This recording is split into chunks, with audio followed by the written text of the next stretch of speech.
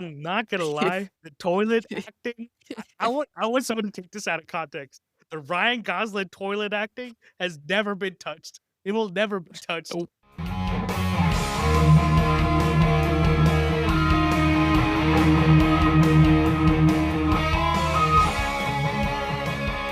Alrighty, welcome back to Cinema Pursuit. Yet again, Drake is on the pod. We have a great episode with the 2016 Shane Black movie, The Nice Guys, starring Russell Crowe, Ryan Gosling, and Angourie Rice. I think this movie is stellar. It's a fun time. It's something of like, I love detective movies. And me and Drake, we also did The Big Heat on his pod, the First Time Watch podcast. Something of I think a genius format of, essentially getting to talk about a movie that you probably know about, but you just have not seen yet. And that's such a interesting conversation to have too. So definitely check out his pod, the First Time Watch pod, and I'll have everything linked below for him and, for Drake and for the pod. Definitely check him out. And I'll get to this episode because we had a great time talking about Ryan Gosling and the fact that I think this is one of the most hilarious performances I've ever seen, and the fact that this movie is a bit unsung, it's a bit underrated, underseen. So if you haven't seen the movie, definitely check it out. Obviously, these conversations are always fully spoiler conversations, but we'll see you at the movies. Welcome back to Cinema Pursuit, where in the pursuit of cinema, we talk about the movies we love. Today, we're talking about probably the most capital A adult movie that we've talked about on the pod. Meaning, Sean Baker talks about movies. He's like, oh, we need adult cinema in the theaters. Movies made for adults, about adults, in adult situations. This is exactly that. And I'm glad to be doing it. We're doing The Nice Guys. And we've got a returning guest, but first-time guest for a movie. Drake, what's up? oh yeah, I just realized I haven't actually done a legit movie on the pod. Even though I've only we done Psych and the draft. the horror movie draft, yeah. Yeah, yeah. I'm down to But we finally just talk. did the big heat, We right, for did, Noir we November did. on your pod for First watch first podcast. first watch podcast. See, Yes, that's sir. how you know it's early in the morning. I know, Like it's either early or too I know. late. I'm in the same But boat. it's in the sense that we've had a lot of conversations, and this is gonna be just as good in the sense that the big heat is a noir movie. This is like neo-noir, but you've kind of got some action and comedy in there. And a lot of my favorite movies do this, which is like it's one thing, it might be a subgenre, but it's also doing a lot of different things. Yeah, Back to the Future is science fiction with comedy, with a family. Like it's got so many things going on. And a good movie for me usually does that. And before we get into The Nice Guys, I gotta ask you the main question I always ask everybody, where if you've come on the pod, we're talking about a movie, uh, where did your love for cinema come from, Drake? well, I'd actually, grown up watching movies my entire life. As a kid, I could really only watch certain things because my parents would only let me watch certain things. So it was always reruns of The Lion King, Toy Story, all the sports movies you could think of, which is why I'm such a big sports Yeah. fan. And it wasn't until I guess the past couple of years when I started to dive into other things. Like I had watched The Nice Guys in theaters, I had seen Nightcrawler in theaters, but I didn't really appreciate it in the same way that I do now. Yeah. I started to really look at other types of movies, whether it be international or whatever, and started to find little nuances that I enjoy very recently in the past, maybe 3, 4 years, and even more so in the past year because of things that have gone on in my life. But that's when it really started to ramp up. And then also being on film sets and stuff just as an extra, made me kind of look at it in a different way and go, oh, okay, this is a thing. And Yeah. and appreciating that and then wanting to be a part of it because I look at the collaborative nature of the art of making film and I'm like, oh hell yeah. I really like that. So it was very recent that I really grasp onto the concept of loving movies. But I have always, watched and loved movies. It's just the appreciation has grown deeper in the past, year or two. Yeah, no, there comes a point in your life where it's like you go from a viewer to like, an appreciator to like, it's slowly go behind the camera in some way. For me, I mean, yeah, it's in the blood. It's also something where, yeah, like like just as Indians, I know you know this personally for the fact I was looking it up today that if you go to any cinema pretty much across like America, you will find that there's at least one Indian movie playing. Brother, we got Whether 5 it's this going all yeah, the time. like whether it's a South movie, whether it's a Bollywood movie, Tollywood, Bollywood, Malayalam, something is playing because the level of love when it comes to cinema for Indians is always there. Yeah. My family actually worked within the business at some point, but mainly for me, in the sense that you're talking about, I was like in middle school. I don't think I've talked about this on the pod because I was essentially we were in a Spanish class. Shout out Miss Saxon, this lady. I love her. But she was like, "Oh, like let's make a TV show. Here's those flip cameras, like the Yeah, I ones had one. where the little USB Yeah. comes out, you can plug it in the computer." Had one. She essentially handed me one of those on a tripod and was like, "Here you go. The next week or so, y'all make TV shows, whatever. You're all talented kids. Make a TV show, essentially like American Idol for what do you call it? Just like for the class, essentially." Yeah. So on one hand, we're being creative with Spanish, and then we're also doing the talent wise, right? So I'm behind the camera. Me and Zach are behind the camera. We have another buddy, Robert Wiggins. He was behind the camera. We're making commercials. We're making NCIS riffs. We're making, we had a few women in our class who were dancers, great dancers to this day. Yeah. And they were doing dances. I had people who could sing. She was singing, that sort of thing. So it's like everybody, coming together, either behind the camera or in front of the camera to have this like creative experience. So it was definitely interesting. And you don't realize it then, but it's like slowly. And then obviously in high school, did, a decent amount of like trying to do film in some way, shape, or form.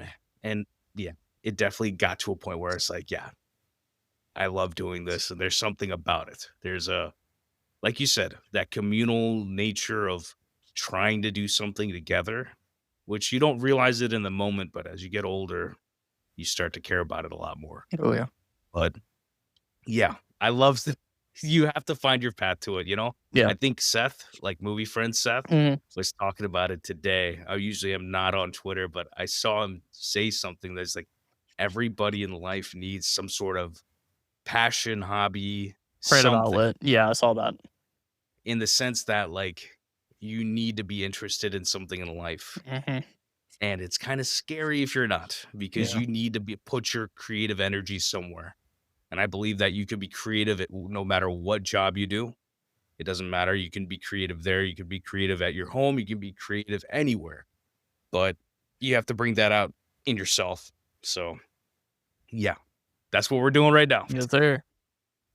But the Nice Guys, what are your memories for the Nice Guys? Because I we're pretty much hot off of doing Hot Fuzz. Yeah. Because Edgar Wright, yeah. And I was low key having like a deja vu of like, wait, when did I just talk about like buddy movies?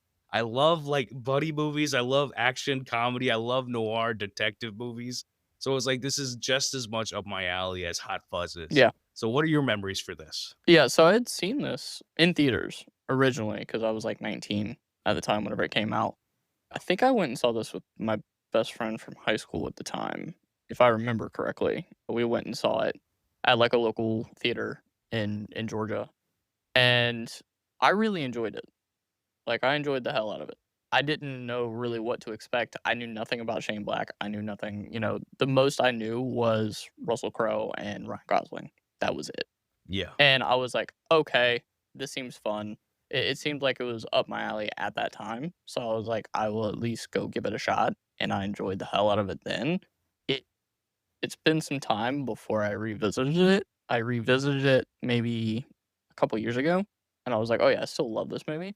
And then I rewatched it again yesterday in preparation for this. And I was like, oh yeah, this still holds up. Like, everything about this movie. It always will. Yeah, it's Yeah. one of those movies that is going to be in the next 20 to 30 years a what would be considered a classic, I would argue.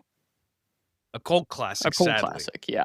But Yeah, because it's like, it's a classic, but it's like it's a cult classic because just it never found an audience per se. no. It found an audience, but it didn't find the audience it deserved. No. And I believe that since I saw it in theaters too, because or a random question, did you see Central Intelligence in theaters? No, I didn't. Yeah. They switched up the release dates between Central Intelligence and this. Really? And yeah, it was a few weeks of a difference, meaning like this could have been a June release, but they put it at Memorial Day weekend. Mm. And do you know what else came out Memorial Day weekend? No, not back then. I don't remember back then.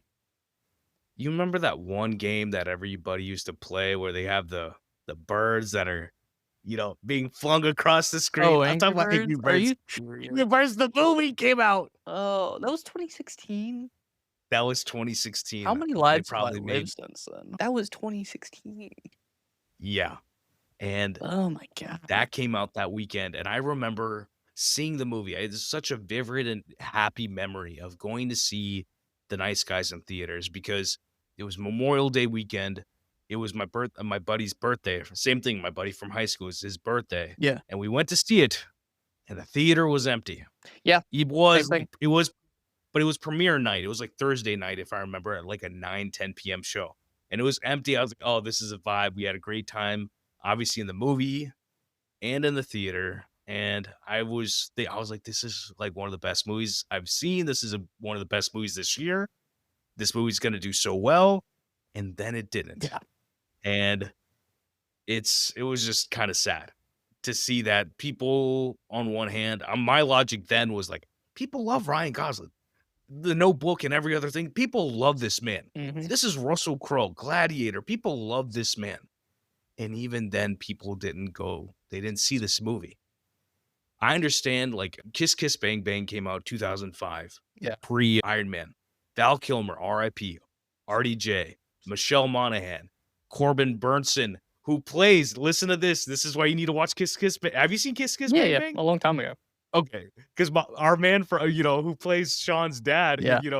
in Psych, he obviously, we're not going to, spoil that role, but you know what Yeah. he's great in that movie.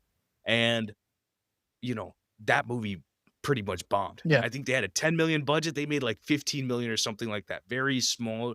No one really knew. That became a cult classic. It already is one.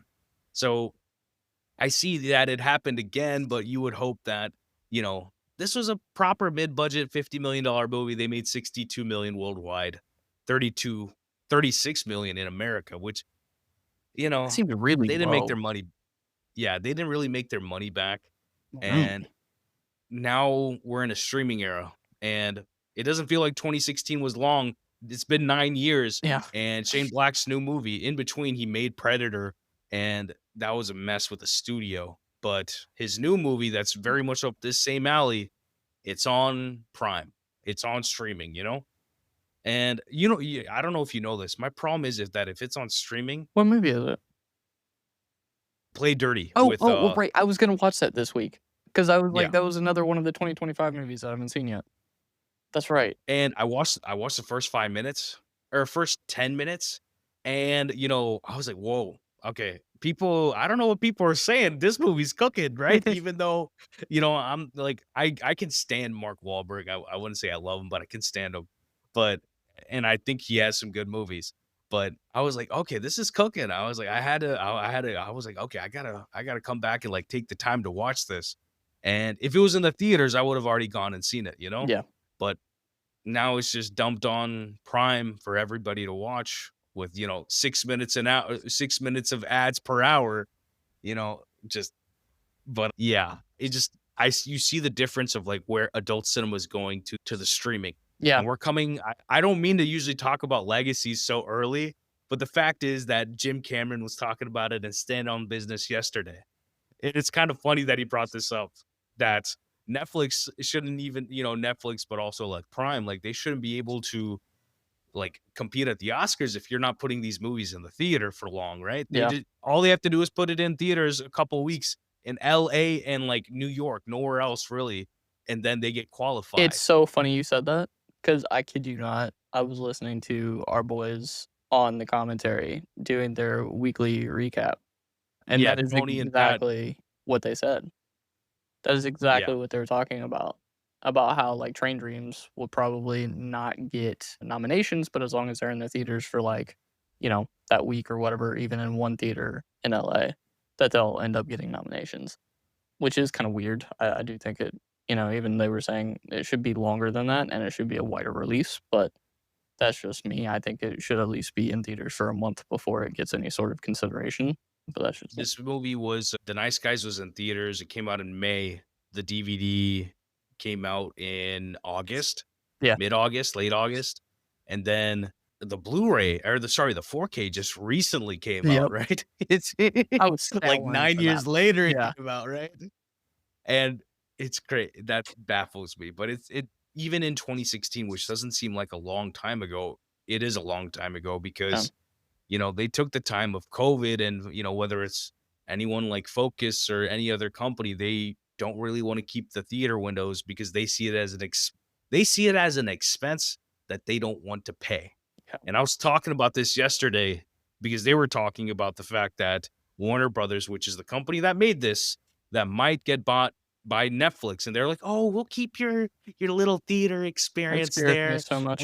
And the problem is that today, I really don't. I don't want to be having this conversation, but know. it is the conversation to have. Is the fact that we need people to be people. We don't need them to be the cronies of a corporation. And this movie is fundamentally, if you want to talk about what this movie's about, it's about porn and catalytic converters. That's what this movie's about Yeah. in a very real sense. And the problem in this movie is that they think that one thing is like taboo, but the other thing is fine to do, which is to pay for corporations, to pay politicians to make their problems go away, even though they say they're killing the birds, but they're killing human beings with what they're. And that's the issue. And this is the same issue that's happening today, but it's happening worse because just a random example, right? If you go to Papa John's, they used to give you little peppers inside the pizza. Banana peppers. Pepper genies or something, they put them in there. Yep. If you go anywhere, but those things are going away. You go somewhere, that you have to ask for extra sauces and pay for them, just as an example, right? And in a time before this, human beings just, we just give this stuff because this is just the right thing to do. There's no cost behind this because that's what the product is that you're buying, right? Yeah. And we're product buying and observing the art of movies. And the experience of a movie should be in the theater. We are paying for that. We're not paying for streaming. Even though we are paying for streaming, I don't want to see this movie in the house. Yeah. I didn't want to see Prey in the house. Dan Trachtenberg's Prey in the house. Yeah. I finished that movie with my pops. I was like, that would have been so good to see in the theater. Yeah. And I have experiences like that constantly where I'm like, I don't want to see this at home. I need to see it in the theaters. Felt the same way I with haven't Frankenstein. watched Train Dreams yet. Train Dreams has not been watched yet. Yeah, I mean, because it's at home. I don't want to watch it at home. I want to watch it in the theater. It's not going to be in the theater, so I'll just watch it on my own time so I don't feel the need to watch it. But we need that experience and we need a connection to it. Society needs a connection to it because they need a connection to humanity, even though they don't want to have the other connection of, let's say, religion or something like that, because there's issues even there with organized religion nowadays.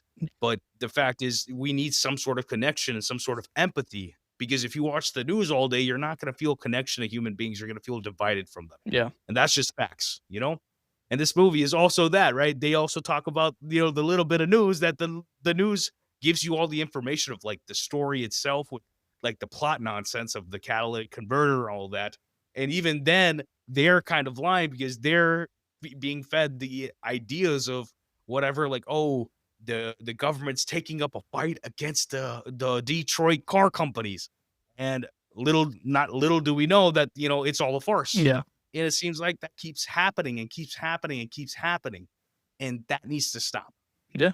I'm gonna get off of this because you can tell like it feels so disheartening that you want to say that you're human beings and you go around and do this. You want to sell Warner Brothers because it's just going to make you look good when you get out of this job and go to a different corporation and run that corporation. Like, oh yeah, we did this and at Warner Brothers, and we built up the business and then sold the business and then we moved on to the next business. Well, There's no heart that's kind of about what we're doing. that's kind of the problem with studios in general. I feel like they enjoy the business of movies, not the movies themselves, and Yeah. that's kind of the biggest gripe that I have with people that are going into those positions.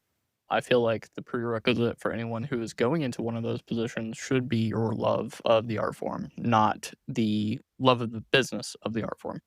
And it's not like And those people don't exist. it's just they're not I being will put in the right places, and that's the problem. because like Sinners came out this year, right? Yeah. And one of the key pieces of Sinners is the fact that they shot on large format, meaning they did 70 mil and then they did, 5 perf IMAX film. Yeah. And that only happened because one of the guys at Warner Brothers was like, hey, did y'all consider large format? Yeah. Because they know that they've worked with Nolan and Nolan's gone from them, but they can still try to push this. And Ryan wanted to do 16 mil and he even bought a camera and all this stuff and he wanted to do that. But they're like, wait, large format. And it's like, wait, hold on. Can we do this, this narrow, long, wide aspect ratio with the IMAX? And, Nolan's already obviously done this, but like, can we do this for this movie, for the story? And they did it. And obviously it came out well. And it's something where this entire year, Warner Brothers has pretty much had a flawless victory, as they say in Mortal Kombat, right? Yeah.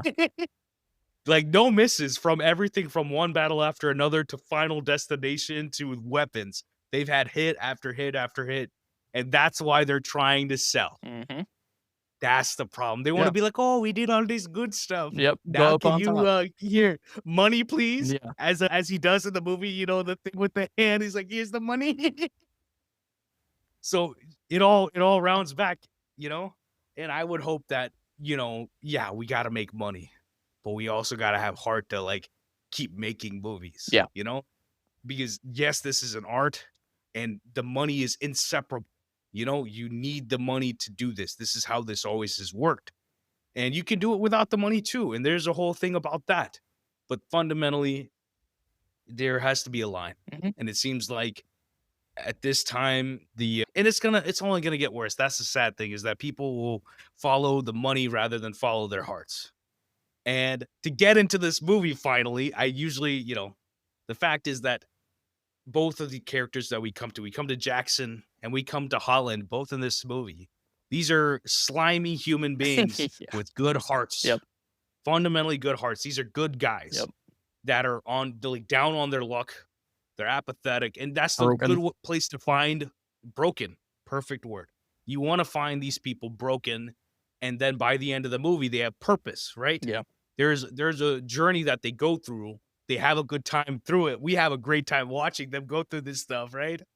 And that's why we love movies. We want to root for guys like this. We don't want, Tony Stark is the one that is like this. He's the only one like this. And that's why Iron Man 3 is literally a movie. Mm-hmm. Yeah. And, obviously Shane directed Iron Man 3. Oh, yeah. He was trying to get The Nice Guys made for 13 years, roughly. Jesus. Never happened. Never could get it off the ground, right? Like I said, the, Kiss Kiss Bang Bang pretty much bombed.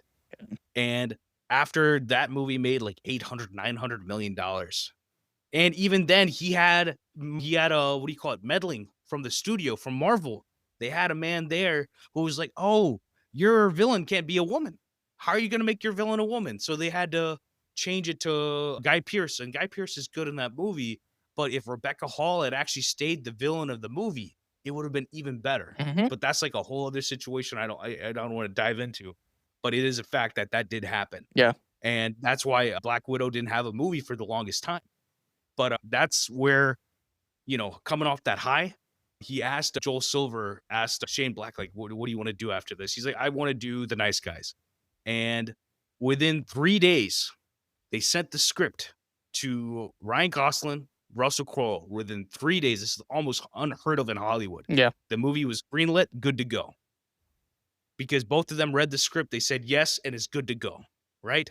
And you can look Crazy. all the way 9 years later, we're still talking about the movie because it is that good. It does not take, you know, it doesn't take anybody to like with an ounce to know that this is something great to do. We should make this movie. And finally, it was just the fact that, he had the hype within the business again to make something. Yeah.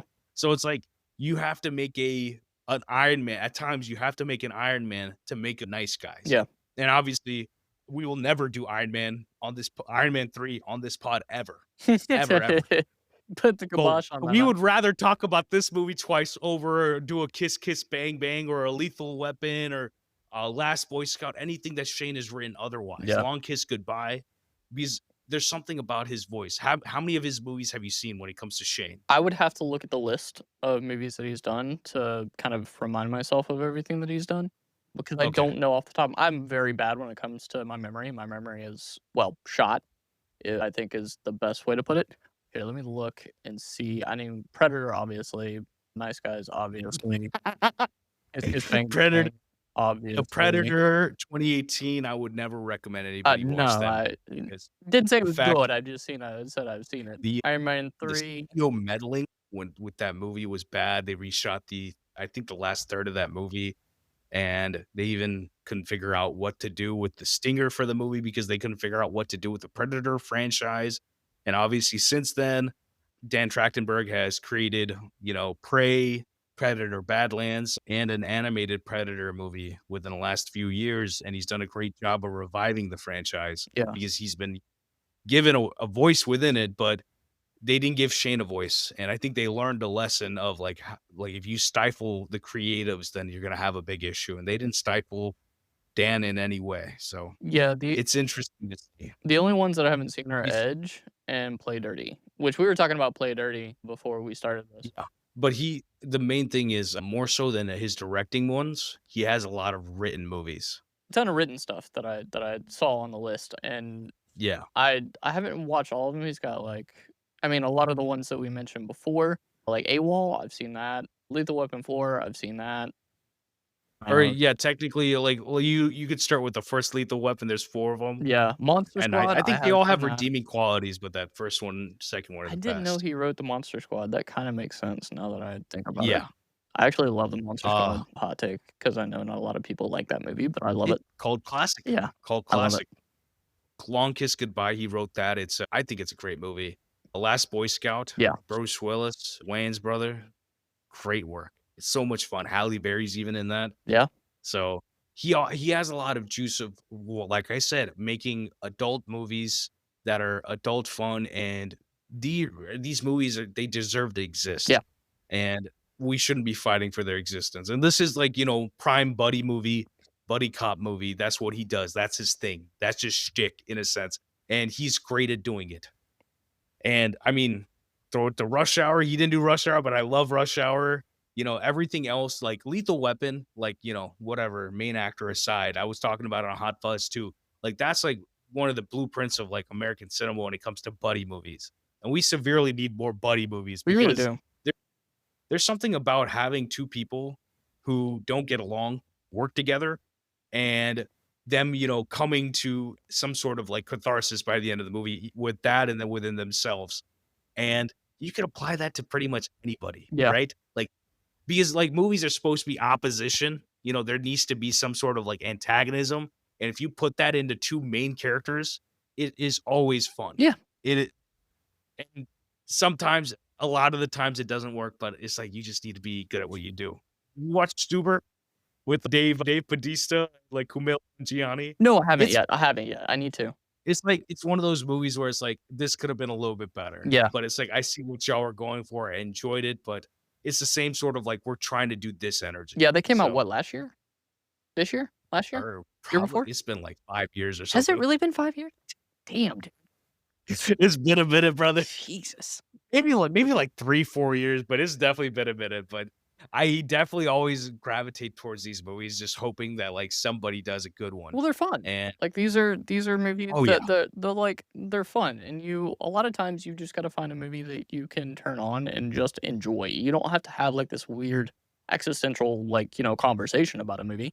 Now, granted, there's easily Even an though this existential movie conversation to Loki have has with one. this one. Yeah, yeah. Like, Yeah. there is a conversation to be had with this movie, obviously.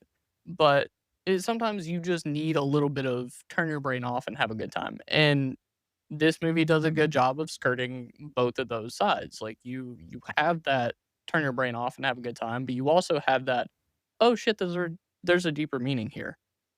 Yeah. And I mean it in the sense that, like, I say adult cinema in the sense that, like, you can watch a Terminator 2 and get something out of it. Yeah. James Cameron makes big movies, but they're intimate movies about human beings. I get as much I might get more from Terminator 2 than I get from an Anora, even though both are just as Fair. good. Yeah. If I think. Even though I will probably put on, you know, I will put on Terminator 2 99% of Oh, the yeah. time. But yeah, I love these sorts of movies. I think you will see these movies come and go, but I think they need to stay permanently, Yeah. because I don't know. It's just a great format. And you could argue that it is turn your brain off sort of stuff, but I'd argue that that's some of the best work that you need to have, Yeah. right? That one of my favorite movies is Collateral, Mhm. and that's Tom Cruise and Jamie Foxx in a car over one night. It is intense. It is not a buddy movie per se, but it is a buddy movie in the same. I literally was like whatever saying that you need two opposing forces, and that movie is exactly that. Yeah. And it's even more serious, and it gives you something as an audience. You feel such a conundrum between the two and such a argument of like different ways of living, just having a car crash together literally, and it's a great time. Mhm. So I will this is definitely something where I'm like, "Oh, this is my, this is my bread and butter." I will always look to this and, try to do this myself, cuz it's just fun, right? And like I told you, if you have like good talent behind it or like in front of the camera, Yeah. that matters. Mhm. Real quick before we get into Action of the Juice, Yeah. Eddie Murphy just had a doc come out about him, and he's been, doing press. Eddie Murphy was like Rush Hour. He was supposed to be in the Jackie Chan role, if I Yeah. remember correctly. Yeah, I'd heard that. It wouldn't have worked. No, it wouldn't have at all. Because there's no opposition there, right? And we will have the Rush Hour conversation on this pod at some point. But like that movie, the East versus West culture, Eastern culture of like the Chinese versus like the real American culture clashing between, Chris Tucker and Jackie Chan is the most compelling version of like, we need to do this. We need to have buddy movies because it is hilarious. The action is great Mm. because of Jackie Chan, and you feel like there's a reason why people want a Rush Hour 4. And Agent Orange wants a Rush Hour 4, but it's never gonna happen. I thought it was gonna happen when I was, back when The Nice Guys probably came out. Yeah. And There's I been think that's rumblings for around a the while. time where we realized who Brett Ratner was. He's a terrible human being. And I was like, oh, I'm going to let this dream go. Jackie's too old either way. Epstein Island things are coming out. I'm like, I'm not worried about this anymore. I see what I love from these things, and then you just kind of leave it as it is, Yeah. And you can't shy away from those conversations. You can't just be like, oh, like Chris Tucker doesn't have anything wrong with him. You know about that? And it was like I have friends who used to play basketball with this man, in Atlanta, Yeah. back in the 90s, like Yeah. that sort of thing.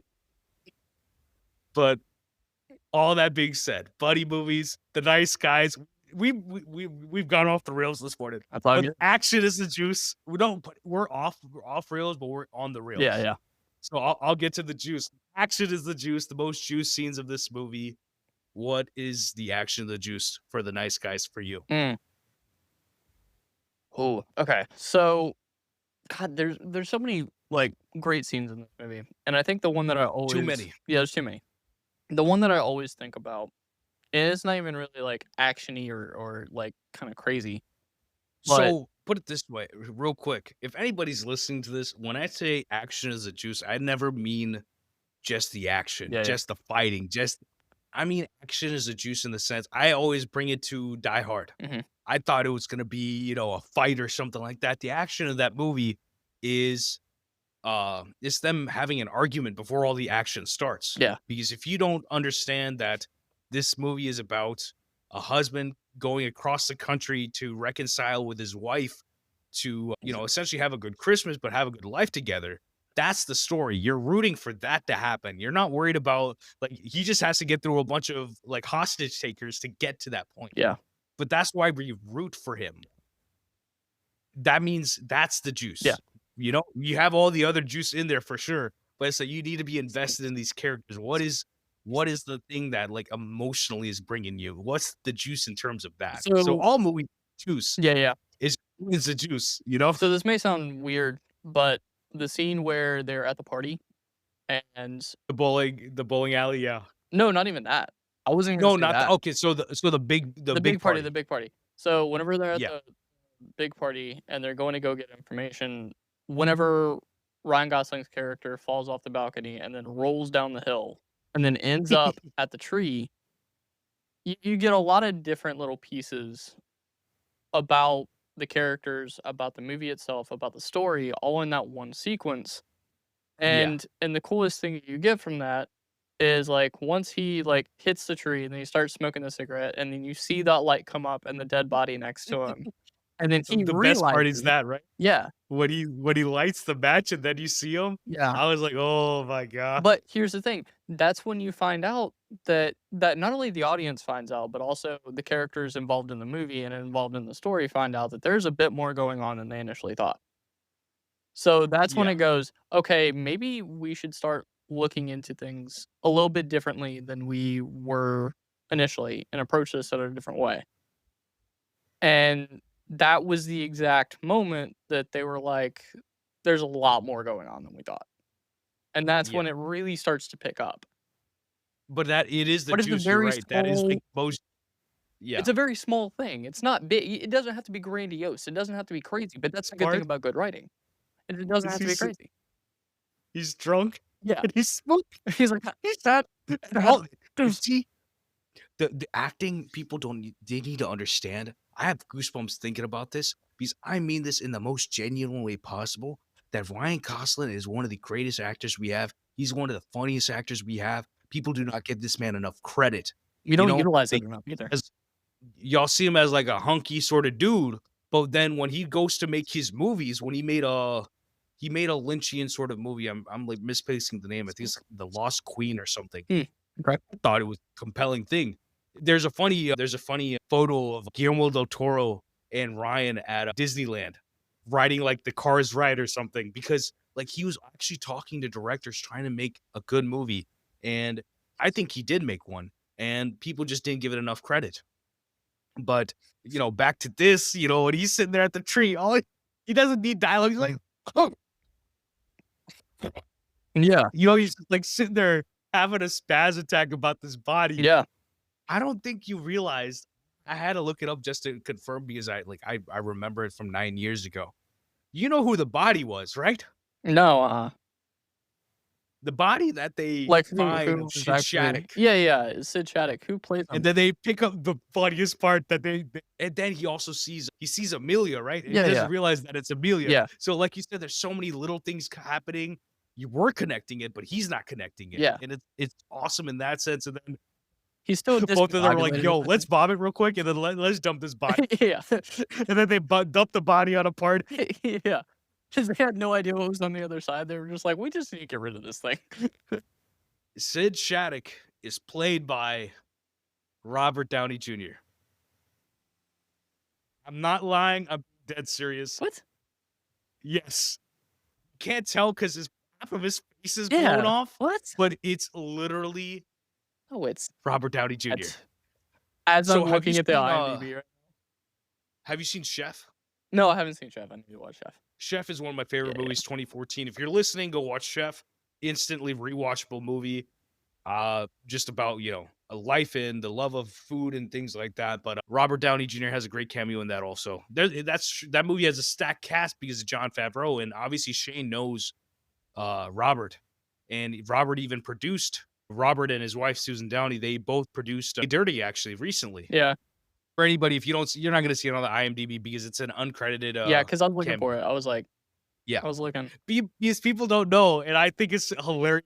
Not hilarious. I think it's hilarious the scene itself, but it's awesome that the fact that he came and he was there for a couple days or whatever it might have been Yeah. to play the body, That's so and then funny. obviously he gets dumped. But yeah, he's in the movie, and the funny thing is, like a lot of Shane's movies, they kind of something happens to the main character always, Yeah. and him in like I think he loses a finger in Kiss Kiss Bang Bang, right? And in this, my juice part is like before this, it's the scene where Jackson and Holland meet. But right before that, he's looking for Amelia. And the funniest part, this man takes a handkerchief Yeah. and he's like, "Oh, let me break this window." And I'm like, "Don't do that, brother." And No. he breaks the window, and then you just see all the blood coming out. He's like, oh shit. Just And see, the thing is, why is it so funny? It's the performance that Ryan gives. He is so physical with his work that like he's looking around. He knows his comedy so well that he's looking around, and then the way that he like holds his hand up instead of like going straight, he kind of holds it up in a weird position. Yeah. And every little bit of comedy within that, and then the blood starts spurting out and all that, right? And I was just like, it makes me laugh every time. And obviously, for the movie, he's in the little cast because of that. And that's such a Shane Black thing, but it's also such a funny thing to like have your main character kind of stunted. and And I think the best thing about the way he plays it is it's all played straight. And oh yeah, everything is played oh straight, yeah, and that was obviously the intention.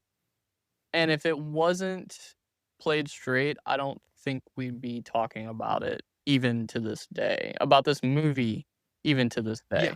But the great comedy really is the fact you need it straight. Yeah.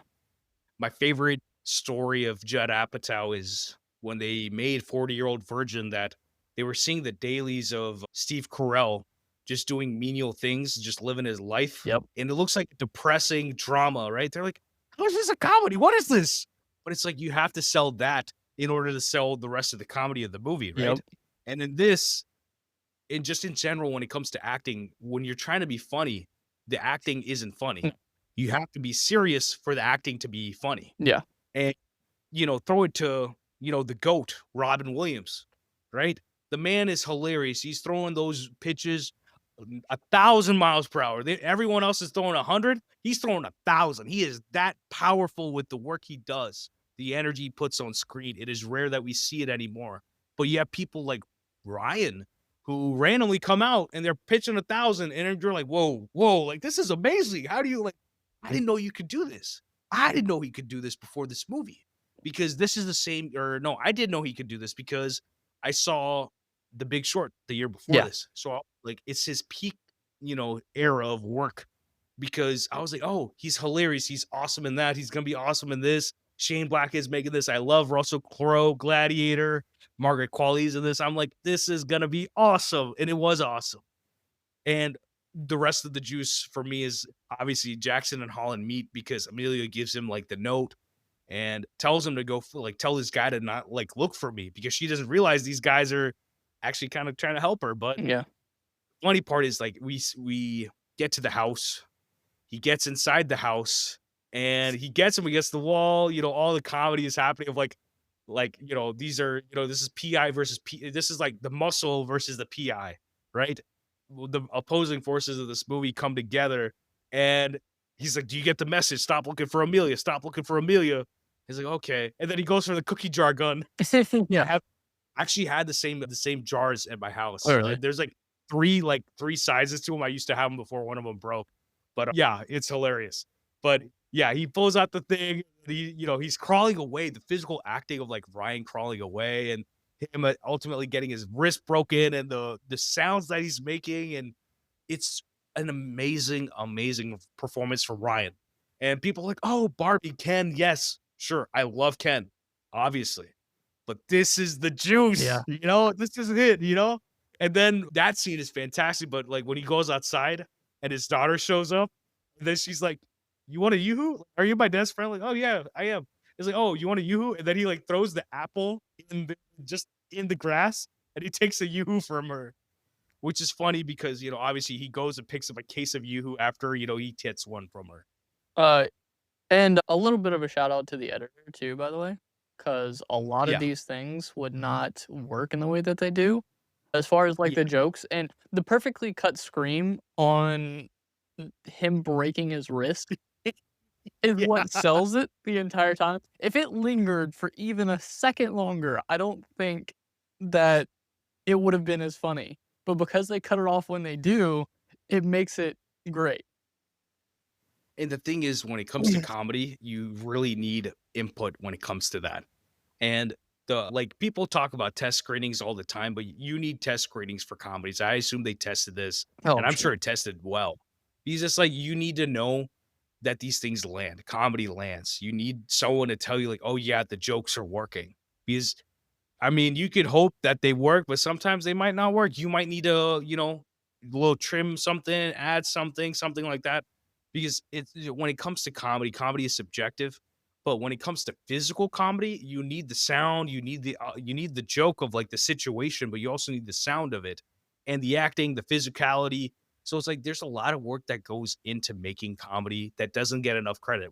I was talking about it with horror movies, right? You need a lot of juice to make a horror movie. You need a lot of juice to make comedy movies too. They don't want to. They see it takes less work to make a drama, unless you're like Park Chan Wook. But besides, like for the most part in America, when they make eat like Western cinema, when they make dramas, is not as hard as making an action movie, a comedy movie, a horror movie, a heist movie. Those movies are always harder to make. Yeah. So I have a lot of love for the genres because of that. Those movies, and on top of that, they're a lot more fun. God forbid we have a good time with a movie. I know. I can watch I'm not dunking on this because I love Chloe Zhao, but it's like Hamnet is not the only thing you need to have. You need to have everything. Yeah. I haven't seen Hamnet yet. It's probably going to break into 20,000 different pieces. I did see Rental Family though. Rental Family is technically a drama, one of my favorite genres. Period. So I love those sorts of movies, but you also need the movies where you have the comedy and things like that. Even though I think Rental Family does have a bit of comedy in there and such a heartfelt story. So yeah, give more love to movies like this because we need genre movies. Genre movies are the ones that I think people watch more than dramas. And you can have a great drama, but a great drama versus like a Terminator 2, a Nice Guys, I'll take that instead. That's just, that's why, that's cinema to me. That's film, that's movies. That's what I'm always watching. You know this. Oh, yeah. I'll take Big Heat. A Big Heat that's a genre movie, okay? Compared to today, that's a genre movie. Yep. People don't want to give that's the juice. I want the romance. I want the love. I want the horror. I want the comedy. I want this, man. I will say, my other juice, my little juice, when they're at the bowling alley, when he confronts him in the toilet, Yeah. I'm not gonna lie, the toilet acting. I want someone to take this out of context. The Ryan Gosling toilet acting has never been touched. It will never be touched because the fact of like he's sitting there smoking a cigarette, reading a newspaper, and then he pulls out the gun and he's got his pants down, and then he has the door, and he's trying to open the door. He can't get the door open. He's got the gun, and he's like, turn around. He's like, I can still see you in the mirror, right? And it's like, that's the level of like, add all the details, all the nonsense of like detail on conflict that gets you a rise out of your audience when it comes to comedy. Yeah. And that is literally maybe a minute, but that 1 minute is funnier than majority of comedy movies, to be honest. And it's shared all the time. Like if you look at film Twitter, it's everywhere on film Twitter. You'll see it like at least every couple months. It'll pop up again. That the funny thing really is, it is the performance, it is the situation, It's right? the timing. Because it's the timing, yes. It's everything. Because he pulls the gun out and he's trying to do everything, like trying to keep the door open, and then he drops the cigarette out of his mouth, and then he's trying to worry about that. It's like the situation is elevating, it's rising up. And it's an interesting thing to look at comedy, look at any genre, look at any scene in general, to be like, how does this work? How do they get this done? And it does start with the writing, but it definitely ends up on the shoulders of like a Ryan to be like, Russell has to be serious in this, but like you need to do your part of like being all crazy and stuff. And Ryan, he has no ego when it comes to that. Yeah. He's always supporting the story, no matter what movie he's in. So big ups to Ryan. And I I think, yeah, he's definitely one of my favorite actors, That's the sort of person you want to work with one day. Mhm.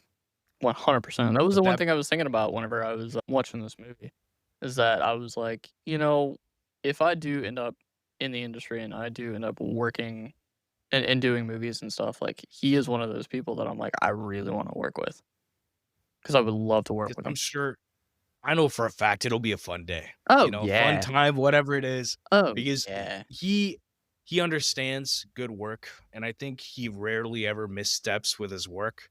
I've been a fan since even before Remember the Titans. There's a movie called Murdered by Numbers with him and I'm forgetting his name, Sandra Bullock, where he's playing essentially two kids who are like they're rich, or one of them is rich, one of them's not, but like they're murdering people, and Sandra Bullock's like chasing after them. It's like it's supposed to be like a bit of a cat and mouse thing, and the movie's not great, but like you could just tell the talent on screen, between Sandra and the two guys. So yeah, definitely been a long time. Not since Mickey Mouse, but I've been a Yeah, Mickey fan Mouse Club. Yeah. been a fan of Brother for a long time. Yeah. Production value. You gotta let like the voice when I yell production value because it's Super 8, and he's a teenager. I want to make sure when I yell production value, it's kind of that voice. Yeah. Because you have to scream production value. What screams production value in Mm. this movie? Because there's so many aspects of great work, great artists at work in The Nice Guys. What screams production value in Mm. The Nice Guys for you? Mm. Got me thinking at fucking 10 a.m. Okay. Ah, God. Okay. I'm gonna have you go first. That way I can jog Oh, I got you. something in me. See, the production value of this movie truly is the fact that this feels undeniably like the 70s. Yeah, I've never lived in the 70s, but you don't but have I to. think the 70s, 80s is an era that I love in the sense like, the old heads are always like, "Oh, they didn't used to do it like it's not like it used to be." And I Yeah. mean in the sense of movies, the sense of like music. My favorite music is like I was listening to I was listening to AM from Monkeys, like Mhm. one of my favorite albums, right? Obviously, it always comes on in the shuffle, but I was thinking about it. I was like, this is the mix of like that sort of 70s music. I was watching 3 Days of the Condor, like 70s, 80s music. Like this is the music that really affects me when it comes to even Bollywood cinema. It's the same music to me. And that means the 70s aspects to this movie are like undeniably great. I don't know if you know this, Drake, Mhm. but beside like I'll like there's one scene where they're driving through LA and they like or there's a few scenes of them driving through LA itself, but like they have scenes where they're showing like, it might not be Hollywood Boulevard, but like they've have like, posters and like, oh yeah, like Sid Shattuck, like, oh, like you're seeing like iconic places in LA. But besides that, like they shot plates at like, different like location exterior stuff. But besides that, this movie was made in Atlanta. Oh shit. This movie is an Atlanta production. That's And really they cool. had like I think the Atlanta Hilton is what they have at the end for the Ah, okay, action. okay, okay. So That would it's like make sense Richard actually. Bridgeland, the production designer, definitely had a big job to like how do you double Atlanta because we have to shoot in Georgia for tax credits. Like how Yeah. do you make this into LA? And I think the only movie besides this where we've seen this era of LA again in a great way is Once Upon a Time in Hollywood. Mhm. And I think both movies do a great job of bringing that era alive.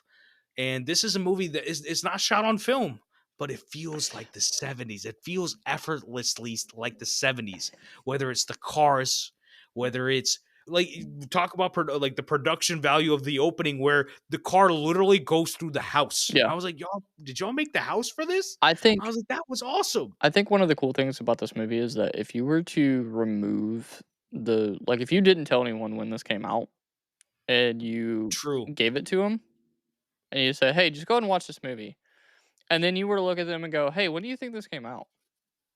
They wouldn't. I don't think anyone would really be able to pinpoint when it came out for a multitude of reasons. One, because it is timeless, but two, because of how well done it is. Like you'll never really there's no like decade sync to it. There's no like, oh, this is obviously made in the 2010s or this is obviously made in My dec 2020s. my decade sync would be the 2000s in a good way. Yeah.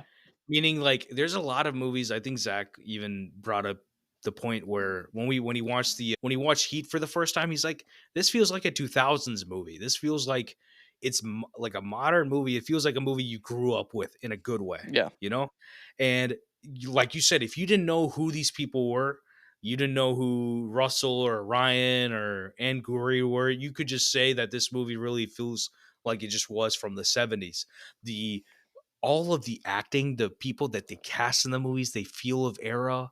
The costuming is of the era, the music, the house that they are at. The party scene is the perfect example Oh of the yeah. production value of this movie. That it feels inherently from the 70s when you walk in and he finds the canister of film and that room that's like red and Yeah. it's The big room. velvet. I'm like, Yeah. it is so 70s.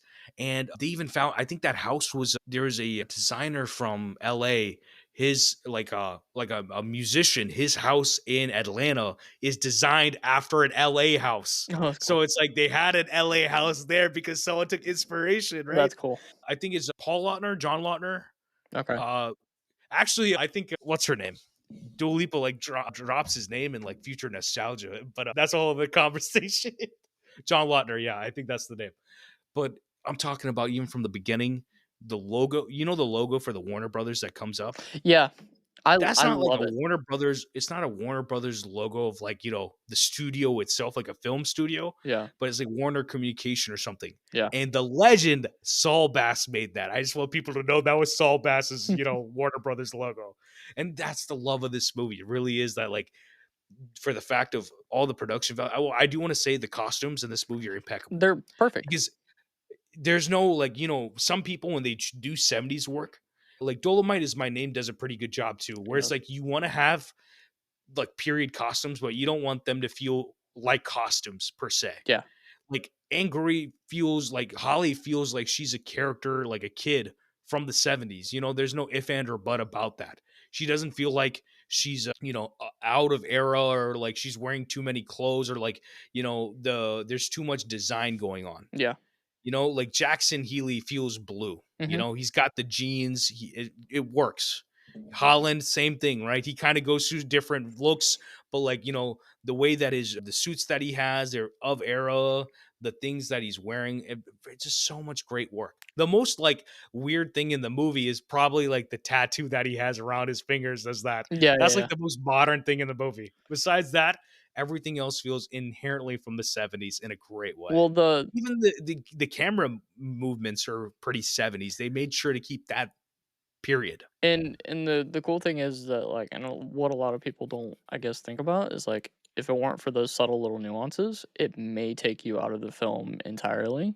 But 100%. because it is all so cohesive, you don't really like, nothing sticks out in a bad way. Like, it all sticks out in, "Hey, this is a great movie," but there's nothing that you, like, pinpoint and focus on and being like, "That kinda bothered me." Yeah. And it's Well, all that's the based thing. on the If production value of this movie. you could easily have been 270s and you can be like, oh, like this feels so 70s to the point where it's like you're giving the era too much love in a Yeah. sense. Because when you make a period movie, the character, like the setting is a character, right? I think in any movie a setting is a character, but even more so in a period movie because it matters, right? Like you could put this side by side with the Lethal Weapon and it makes sense, Mhm. right? Yeah. Even though that's 80s, this is 70, like 85, and this is like 77, I think, if I remember right. But it still feels, like contemporary work in a good way. Yeah, you could put this next to, like, Serpico or something like that, and it works.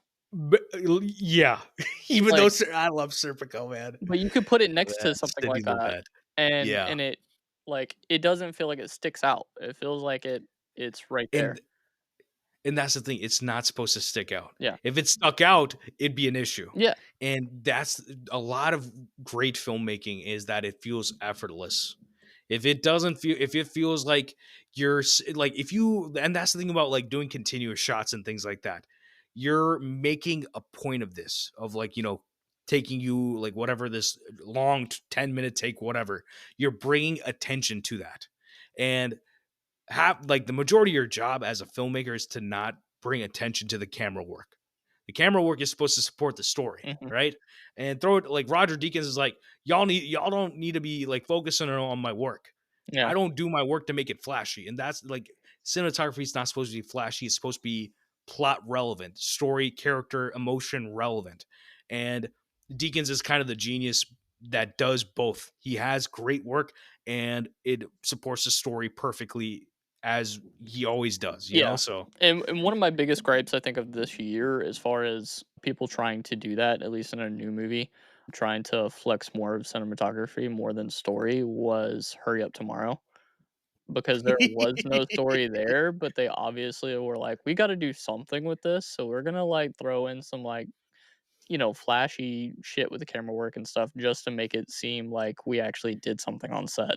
Like, Have you seen It Comes at Night? no, I haven't.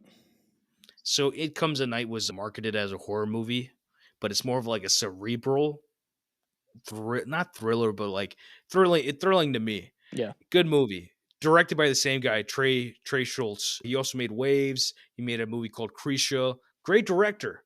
Yeah. But he aligned himself with Abel. And Abel, that's supposed to be like a star.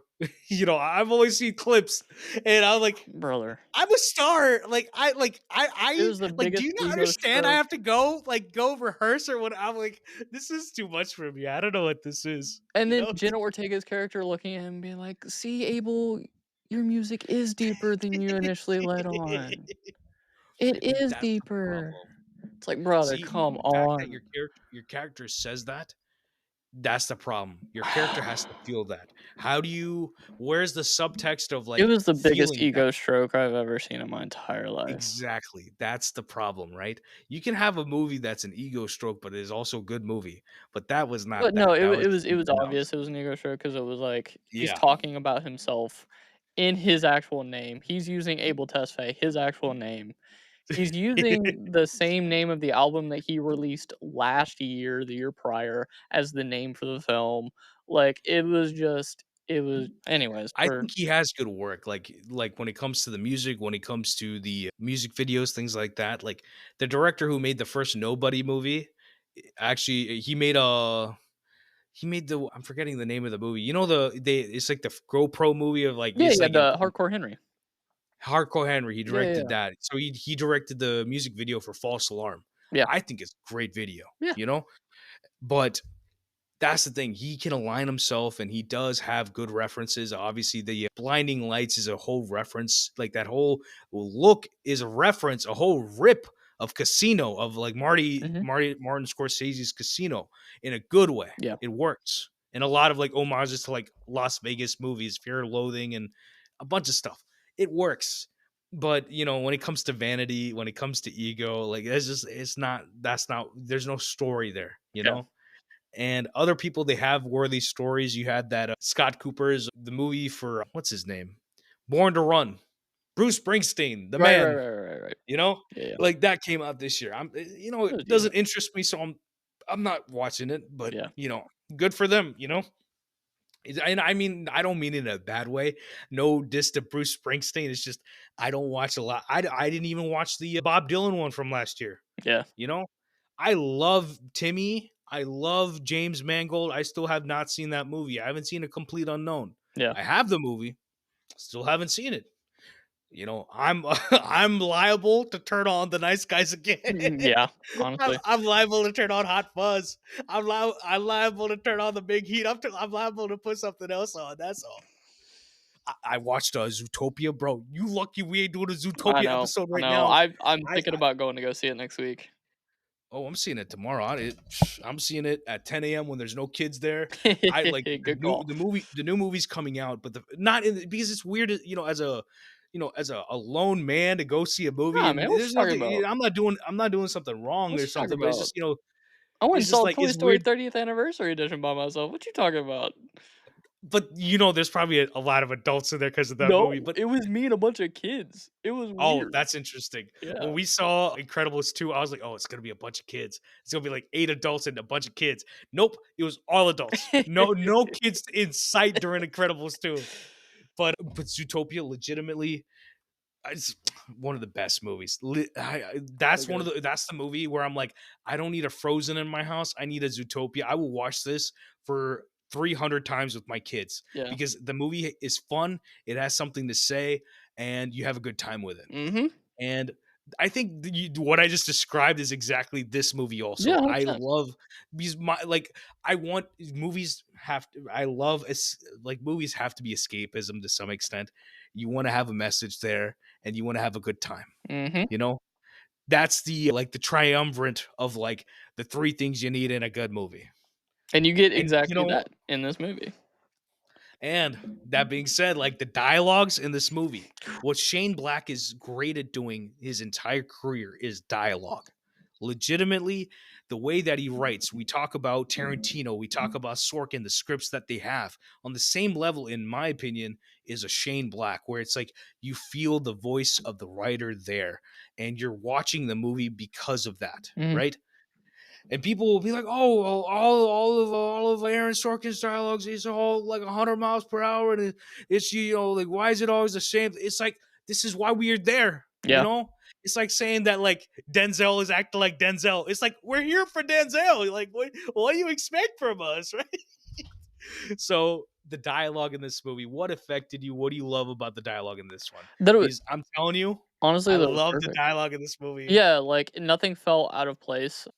It felt like all of the people that were in the movie, like, the writing felt perfect for the characters that they were, writing for.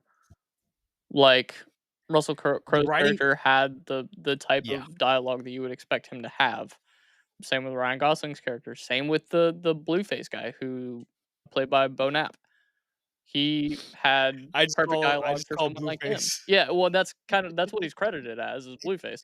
Oh, And, like, he had perfect, dialogue written for him. Same with Margaret Qualley's character, Amelia. She is someone that you would expect because she's one of those people that, is trying to, like, save the world and blah, blah, blah, like, trying to, fight for something.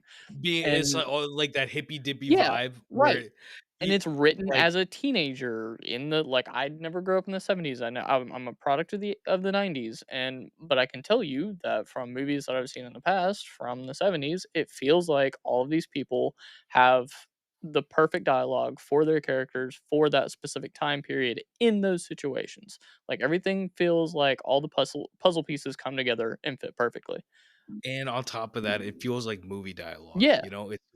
it's just classic But not movie like trailer movie dialogue. There's a difference between, like, movie dialogue for the sake of trailer movie but no, dialogue. but trailer movie dialogue is also like but you also need throw it to Christopher McQuarrie, he always talks about it, you need those lines where it's like, "Mr. Bond, you're a kite flying in the wind," right? Yeah, right. Like, you need those, but then you also have the dialogue of like, "Hurry up tomorrow," of like, I love your music. Well, Yeah, whatever yeah, yeah. nonsense that But, like, what I mean by that is, like, the music or the dialogue is not written to the movie for the purpose of editing for a trailer, if that makes Yeah, sense. Like, yeah, I it understand what you it fits perfectly for the environment, for the people, for the situation at hand. It fits entirely as you need it to for the sake of telling the story in the way that it needs to be told. And The only thing, like I told you, the only dialogue for me that I wrote down that doesn't necessarily feel of era, but I think it's great, is that Ryan has a tattoo. Like Holland has a tattoo. He looks at it at the beginning of the movie when he's sitting in the tub with his clothes on, which is hilarious. yeah, And the tattoo says that you will never be happy, yeah. right? And it ultimately at the beginning of the movie, the reason why we only see it at the beginning of the movie, we don't see it again, is the fact that you need to say who this character is right away. Mhm, yeah. I like yesterday when Drake was watching the movie, he sent me a photo, and then I literally typed back a piece of dialogue because it's been like a week since I've seen the movie, and it's literally Like, the yeah, next line that Jackie was said. Healy Russell Crowe's character says in a narration that marriage is buying a house for someone you don't love, Yeah. right? Which is a hilarious line It's also because a bar. obviously no, yeah, I know, right? Which is it's a bar, and like I don't agree with it, but it's funny. But it's like what it says is like it ultimately this is the character you're dealing with, right? Yeah. Right away, you need one line to tell you who this person is, right? Mhm.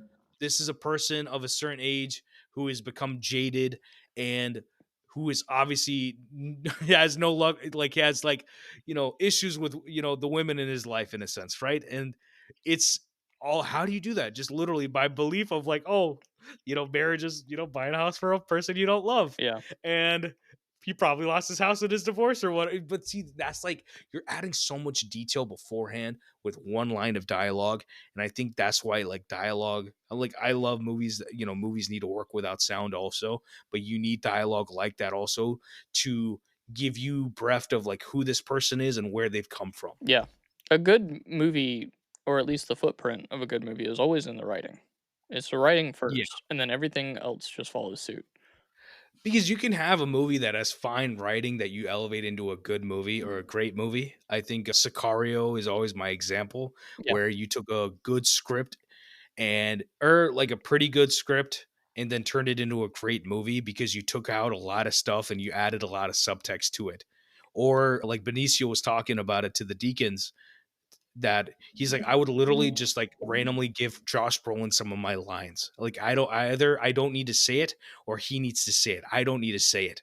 I know real Sicarios, real people from these parts who don't talk. Yeah. This is not what they're gonna say in a movie. They're not gonna be like, oh, I'm from this thing and I did this and this. Like people don't do that. Mm. And he was like, and that's you need to recognize that, right? And that's why whenever he says the line that marriage is buying a house for someone you don't love, it's in a narration because it's also a thing with noir movies that you do, but it's also the best way to bring you into the mind of a character because that's what the narration is, right? Mhm. That it's sad that Holland's narration is like, I wish I had something to look forward to, essentially, more or less, right? I wish I did something with my life. And you can tell where he is. It's so sad and dour, but like, we feel the melancholy of his situation and of Jackson's situation where they're just like trying to just push through life, essentially, right? And they have a very negative view on the world in the first place, which also goes with the noir movies, right? Yeah. It's like she's 13 and already she's got herself a winner. Sure, he's 3 times her age, but he's got money for pot and stuff, right? And it's like, I'm ew, like, because "Oh." it's like you literally a legitimate underage girl with like a 30-year-old, 35-year-old, and he's like, I'm the man or something, right? Yeah. It's like I'm It's the man, and then he opens up the door for Jack. She's like, "Are you the man?" And he like literally it's hilarious. He is a great thing about dialogue is that you also want to set it up and pay it back. Mhm. Yeah. He's like someone saying the same dialogue again. It's like, "Oh, are you? I'm the man." And then he's like, "Are you the man?" And then it's just like you flip it, and it's hard, it's funny, and the guy's getting beat up and all that. It's great. I love that. Yeah. But okay, I'll run through all the dialogue because I wrote a lot. I Yeah, ain't gonna yeah. lie. Are you trying to find God? No, I'm trying to find Amelia. Yeah, oh, dude, that was a great oh my god, one of the best. Another great thing, Drunk or Jackson is when great. he's brushing his teeth, he has a calendar and he's like equanimity, Yeah. which I love the word because the fact is in life you need equanimity in general, Yeah. but this is a man who's obviously angry, and for him to be like equanimity, and then the example that he gives about like the woman and all that with equanimity is great. Kinda follows Whenever through for the rest of the movie, by the way. it does, that's true. When they're at the bowling alley, he says like Holland's like, I'm done. Put a fork in me, and then he's like, don't actually put a fork in me. Yeah, yeah, he's he like, like "Whoa, he wait, puts up wait." the It's those little You're subtle talking things about that are yeah, good. you're talking about a Blueface. Whenever Blueface and the legend Keith David come to Jackson's place, he's like when I get that gun off you, or when I get that gun off of you, kid, it's gonna be your dinner. Yeah. right? And it's just like, who, like, how do you write this stuff, right? I was like, this is the stuff is so movie in the great way. And it was kinda Uh, funny that he turns around and, like, goes straight to the fish tank, and he's like, "Oh, the dinner, huh?" And he's like, "I'm gonna feed you your dinner," and then that's what sets him off, and he's like, "Alright, like, we're not doing this anymore," and that's when Russell Crowe gets up and he's like, "Alright, we're just gonna go ahead and end this now. Like, this has gone too far."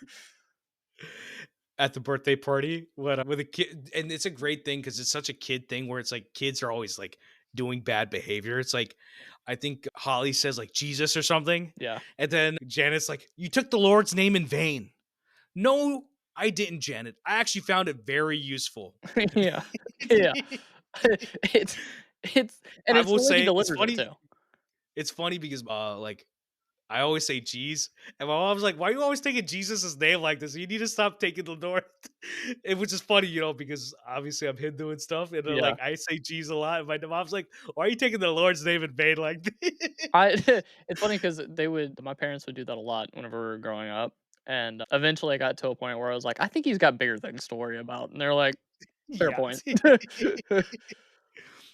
But one of my favorite lines in the movie, because I literally pulled it out yesterday when I was just writing, is "and stuff." Oh, yeah. Every time Because, it comes up, I'm just like, "Yeah." because Holly, she's walking inside to the party, she's like, "Dad, there's whores and stuff." And he's just like, "Don't say and stuff. Just say there's whores." But that's the And thing, like, even you're adding, that little like, callback, not details to even the character, right? yeah, and not even that callback, not even 20 minutes later, where she was in that room with the adult actress, Yeah. and she was like, "They're doing, like, anal and stuff," and then she looks at her and goes, "Don't just say and stuff, just say that they were doing anal." It's like, "Alright." Like The funny part is when Healy comes inside and he's like, "Why are y'all watching this?" Like, "Watching it? Man, I'm in in it." it, yeah. "This is mine, what are you talking about?" But it's all the little stuff. I don't know if you picked up on it. I didn't pick up on it. Probably is because it's been so long since I've seen the movie. So it's like I remember when I see a movie I love, I remember majority of it. But I didn't pick up this joke. I think the first time I saw the movie when Kim Basinger, Kim Basinger, Keith David, just such a stacked cast, and even the small roles. Ridiculous. And she's like, when she finally meets Holland and Jackson, and she's like, "I want to hire you," and she pulls out her checkbook, and he's like, "Oh, it's gonna be a big expense to do this. Oh my god, it's gonna take so much to do.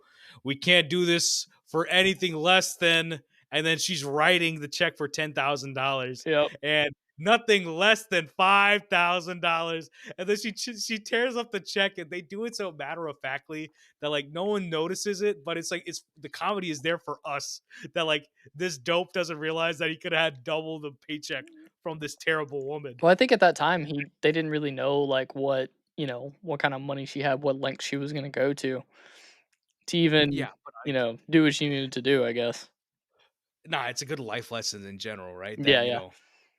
you might be short selling yourself if you think that this is the value you have. People might see more value in anything than you do, Yeah. even about yourself or something you've done. So, nah, it's hilarious, but it's like it's such a low key moment where I'm like, a great movie takes even the smallest minute moment to add something to build up the movie and keep continuing to do it, and also not feeling like that they're doing that. Yeah. That's the I calculus. think And I think one of the best lines that actually showcases that is whenever Amelia starts to run away from the party, and then the guy who came or not from the party, but from the house after the house was shot up, and the guy yeah, who tried to kill her she, like, meets him at the car as if to, like, get out of there, and she doesn't know yeah, that that's the guy that came to kill her, and he was like, "Well, this was easy." yeah. So I think it's like that's where like the third act starts, Yeah, where yeah. John Boy literally shoots her and like leaves her in the street like a dead dog. Yeah. And it's like it's disgustingly sad. Yeah. And that's just the truth of the situation, right? That, you know, it is very much that, like, yeah, he just had an easy day. For her, it was just, she lost her life in this situation, right? But, like, And it says, good. in a lesser movie, like, with terrible writing and stuff like that, that line would feel hokey. It doesn't here, You just said and stuff. right? I didn't even But that's what I'm saying. That's didn't why even that's the didn't even genius catch of it. the movie. Yeah, That's the genius that you're just gonna say and stuff, right? and then it's And gonna that yeah, like and that's the thing about good writers, about good directors, where like I do this too, where it's like you will see behavior and human behavior that's so authentic yeah, that you have to put it in a movie. yeah, Chad Stahelski's like, oh, I saw like I was in Paris and there was a waiter and he said something. I'm like, oh, I have to tuck that back in my mind or like write this down because like this is something that's relevant. Like this is gonna come back in a character someday, you know? And I do that sometimes where I'm like, oh yeah, this is definitely a line for somebody somewhere, you know? Like things will happen in life like that where it's like the best stuff that you can make in a movie ultimately comes from life itself, right? It's art imitating life and then art, you know, and then it happens vice versa too. So yeah. I always love that like connection to life. I think last couple ones are very much Jackson Healy, Russell Crowe, because that's where he gets his juice. The diner guy, the way that he sees himself. He's like, it was stupid. I got a $500 bill for a bullet in my bicep. It was stupid. And then he says, it was the best day of my life. I felt useful. And how do you build up a character and then make it like you see them see themselves in a bad way and then build them up and you feel the heartbreak, you feel this melancholy, right? Of like, dang, like that's the way he sees himself, right? And it's such a beautifully human thing. Mhm. And you want those moments in your movies, right? He asks him, like, what did you do to that man? Like, did you kill him? And he's like, no. And Holly's like, I know you couldn't do something like that. And we know that he did kill him, right? Yeah. And that's the tension. And he goes and he sits back in his car, and you see the look that Jackson has. He's like, I've got to get better. I've got to change to some extent, you know? So it's like, I love those sorts of moments, man. Like, you need human moments like that in your movie. So, Yeah. yeah, this is a low key, you know. I wouldn't say this is, you know, this movie doesn't let you turn off your brain in a good way. You know, keeps you entertained, but it also gives you the juice when it comes to the dialogue. Yeah. The The Layla, the best needle dropper used to score in a movie. I think this score, like that John Ottman, David Buckley did, I think it's like a quintessential noir detective yeah. 70s movie score. And Yeah. that's one of the details of the production value of like, you know, it's adding to the creation of like this is an era movie, this is a period movie, and they did a great Yeah. job with it. Well, I what agree is with that. your Layla for this movie? Because it's pretty great soundtrack, honestly, for this movie. Honestly, there I'm gonna be entirely honest with you. There whenever it comes to, like, needle drops, I can never recall anything that sticks out immediately. I never can. I've never been good at that. I pay attention more to the score itself than I Yeah, do to about with like I don't know, Guardians of the Galaxy. well, yeah, like, that's I think the only reason that I have those and know those pretty well is because I have the vinyl and listen to Okay, it quite a bit. Like, you know, and so I've got, like, a something that reminds me all the time of, like, what's in it. me But as it's far as, like like, that. this Like movie if you like the first movie, if you don't have those songs, like the effect of the songs in that first movie is insane. Like Come and Get Your Love, like for the opening, because it's like you're in this sci-fi setting and there's all this like it looks so serious, but then he turns on the tape and you're hearing, you know, Come and Get Your Love, and he's like dancing around, and there's such a vibe.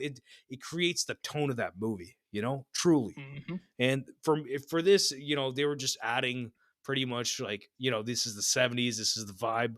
The only one that like stuck out to me and I was like, oh, like this is the vibe that I didn't pick up on before was when they go to the party, like Sid Shattuck's party, the song that they like come in with like, you know, the aerial shot with to the house is Boogie Wonderland from Earth, Yeah, Wind and Fire.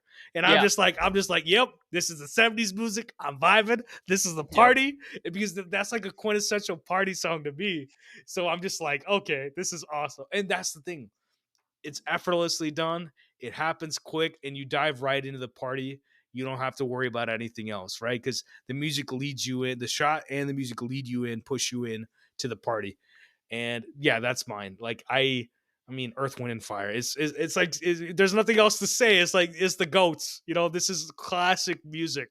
This is Yeah. great music. So Now, the, granted, if there had been something that stuck out as far as like negatively, as far as like this just doesn't fit, yeah, then yeah, I should probably, I would probably have something for you. But yeah, like, I think it's actually a testament to the music choices, the music supervisor, yeah. obviously Shane Black and everybody involved, that everything fits so well that nothing too much like it all melds together. Even for the score itself, Shane has a credit for like for the score also, for Yeah, being like an executive producer and like actually having a creative like hand within like telling him what music to have within it. So when it comes to the score, literal score itself too. So yeah, I mean, it depends on who you're working with and if they're being collaborative, right? You have like someone like a Ludwig and a Hans, they're going to collaborate with you. So you always want to work with people who are, and like you said, this is a collaborative art form. And you want to make sure that at every step of the way, like the director is like the coach, right? You have your job is just kind of to be everywhere. You're yeah, like, you might have a vision, but ultimately you have to hire the right people and work with the right people and cultivate that talent and make sure that they're doing their thing, right? And you have faith in them. You can't just be like, you need to do this. You need to be like, this is what I'm feeling. What do you've got? Like, let's do this together. That's what it's supposed to yeah, be. At least in my yeah. sense, I No, don't yeah, same. like I feel the some same way. people, like there are the other directors who are like, this is it. This is what I need. And I understand certain people like a George Miller, you need that. But even he's not like that. Yeah, He's like, I think he even said, like, I think the studio tried to re-edit Mad Max Fury Road. And he's like, yeah, there's a couple edits in there that I liked. And we put them in the movie. Like you have to, even when you're in a situation where you're literally fighting with the studio and they're trying yeah, to, and he's literally making one of the best movies of all time. Even then, he has the humility to be like, yeah, they have some stuff we didn't have, right? And he yeah, learns and he makes it even better. And that's the job, is to make it even better, when at every point. So, yeah, the score, it's quintessential noir, detective, jazzy, fun stuff where it's like it's supporting it, but it's like you don't really need the score too much. You just need it to be guiding the story, because the story with these movies is what like you're kind of pushing, right? Because you have to figure out like Amelia and Misty Mountain and Sid Shattuck and this and that. The details matter in these stories. So yeah, the music sometimes just takes it takes a step back in these, but the music's great either way. yeah. But you know who should have been in this movie? Let's recast the nice guys.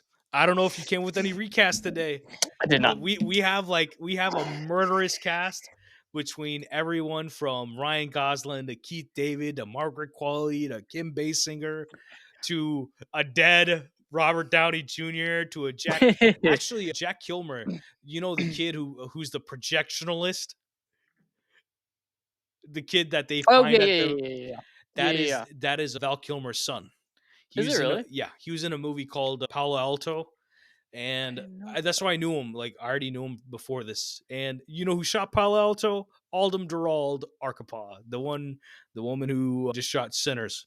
Full Oh, cool. circle a little bit, but yeah, I think it's hilarious that he calls himself a projectionalist instead of a Yeah, projectionist. I was just like, yeah, okay. And that's like, I think he was probably like 20 at this point, and he was, he's got that like, the stoner vibe in a great way. I always, I knew quite a few guys that way, growing up. So I always loved that. But yeah, great cast here.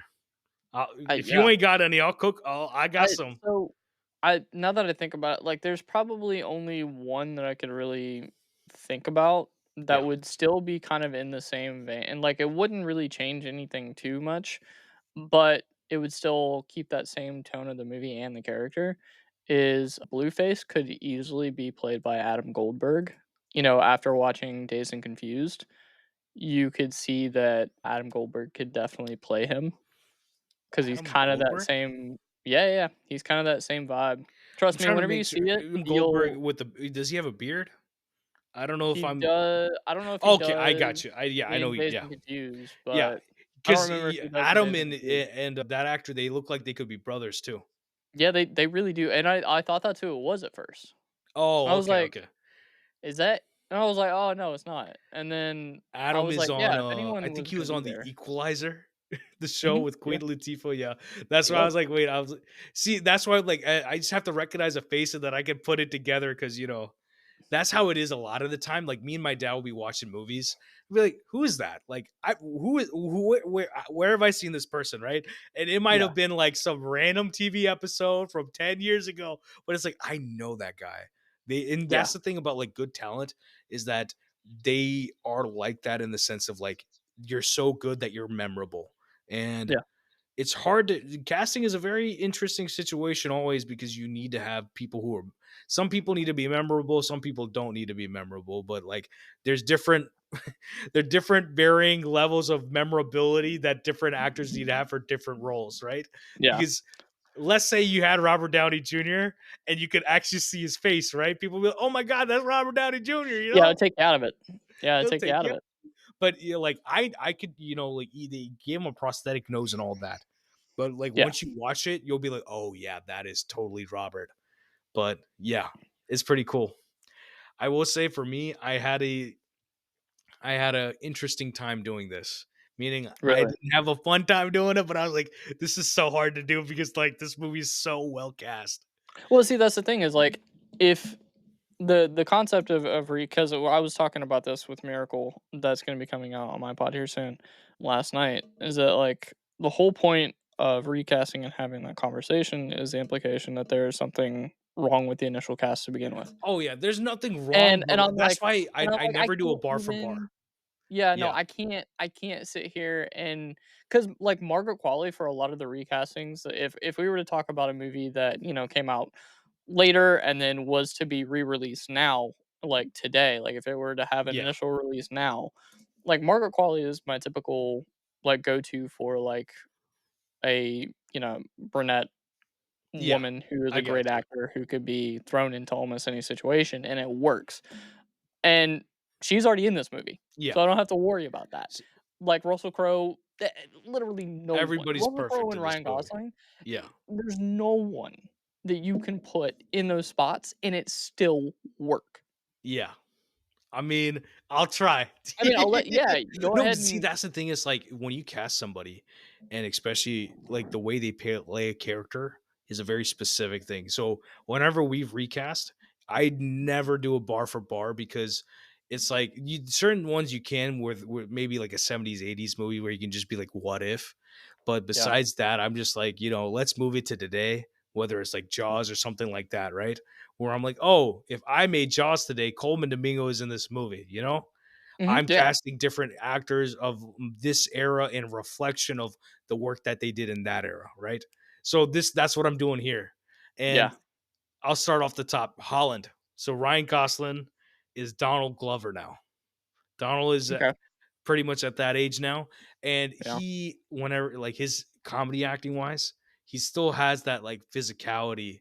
He has mhm, that level of like egoless doing comedy, but also he can be serious and you can take him seriously even in traumatic moments.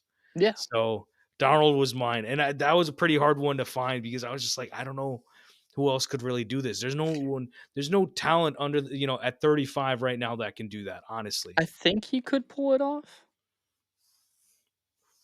Like, I mean, just knowing what he did in Community and everything, he could yeah, probably pull it off.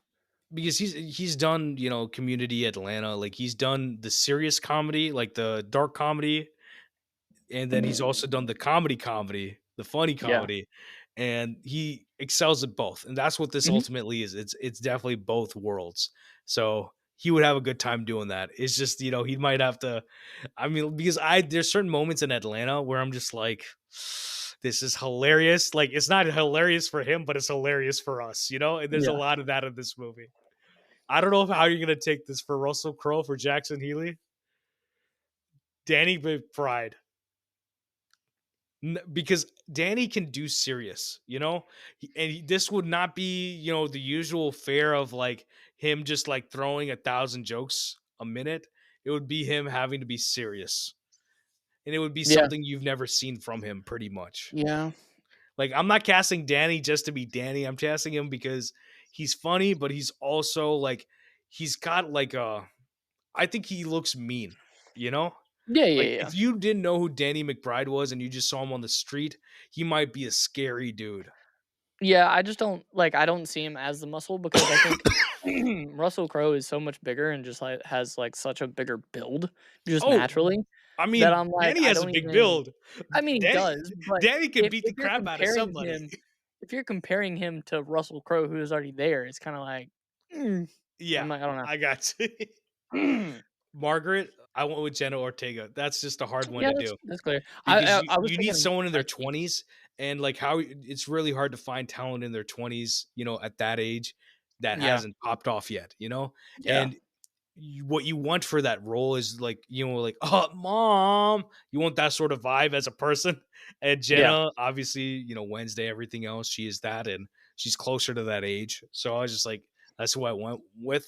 And a lot of the younger casts that I know, they're all pretty much 30. They're my age, your age. And I'm just like, they don't fit. They look too old for this, right? Yeah. So it's not. I think the only other one that I was I was thinking looking up about. Rachel Sennett's age before we started. That's what I Oh, was really? doing. Yeah. I was like, I No, know she's our age. She's no, 30. yeah, So she's I was like like, 30, yeah. yeah, I was thinking like maybe I don't remember how old Mikey Madison is, but like she's around our age. around our age, yeah. Yep, yep. She could definitely play kind of a little bit younger as well. Yeah. So like maybe she could have That's a done good that. cast. Yeah, she Yeah. would be pretty good for that too. Not pretty good. She'd be great for that because Yeah. she's that same sort of like she had a show on FX. I'm forgetting the name of the show, but she's great in that too because she's playing that sort of like teenager, like not teenager, but or like teenager in that show, but that same sort of vibe that you would want. So yeah, Mikey Yeah. would have been great in that too.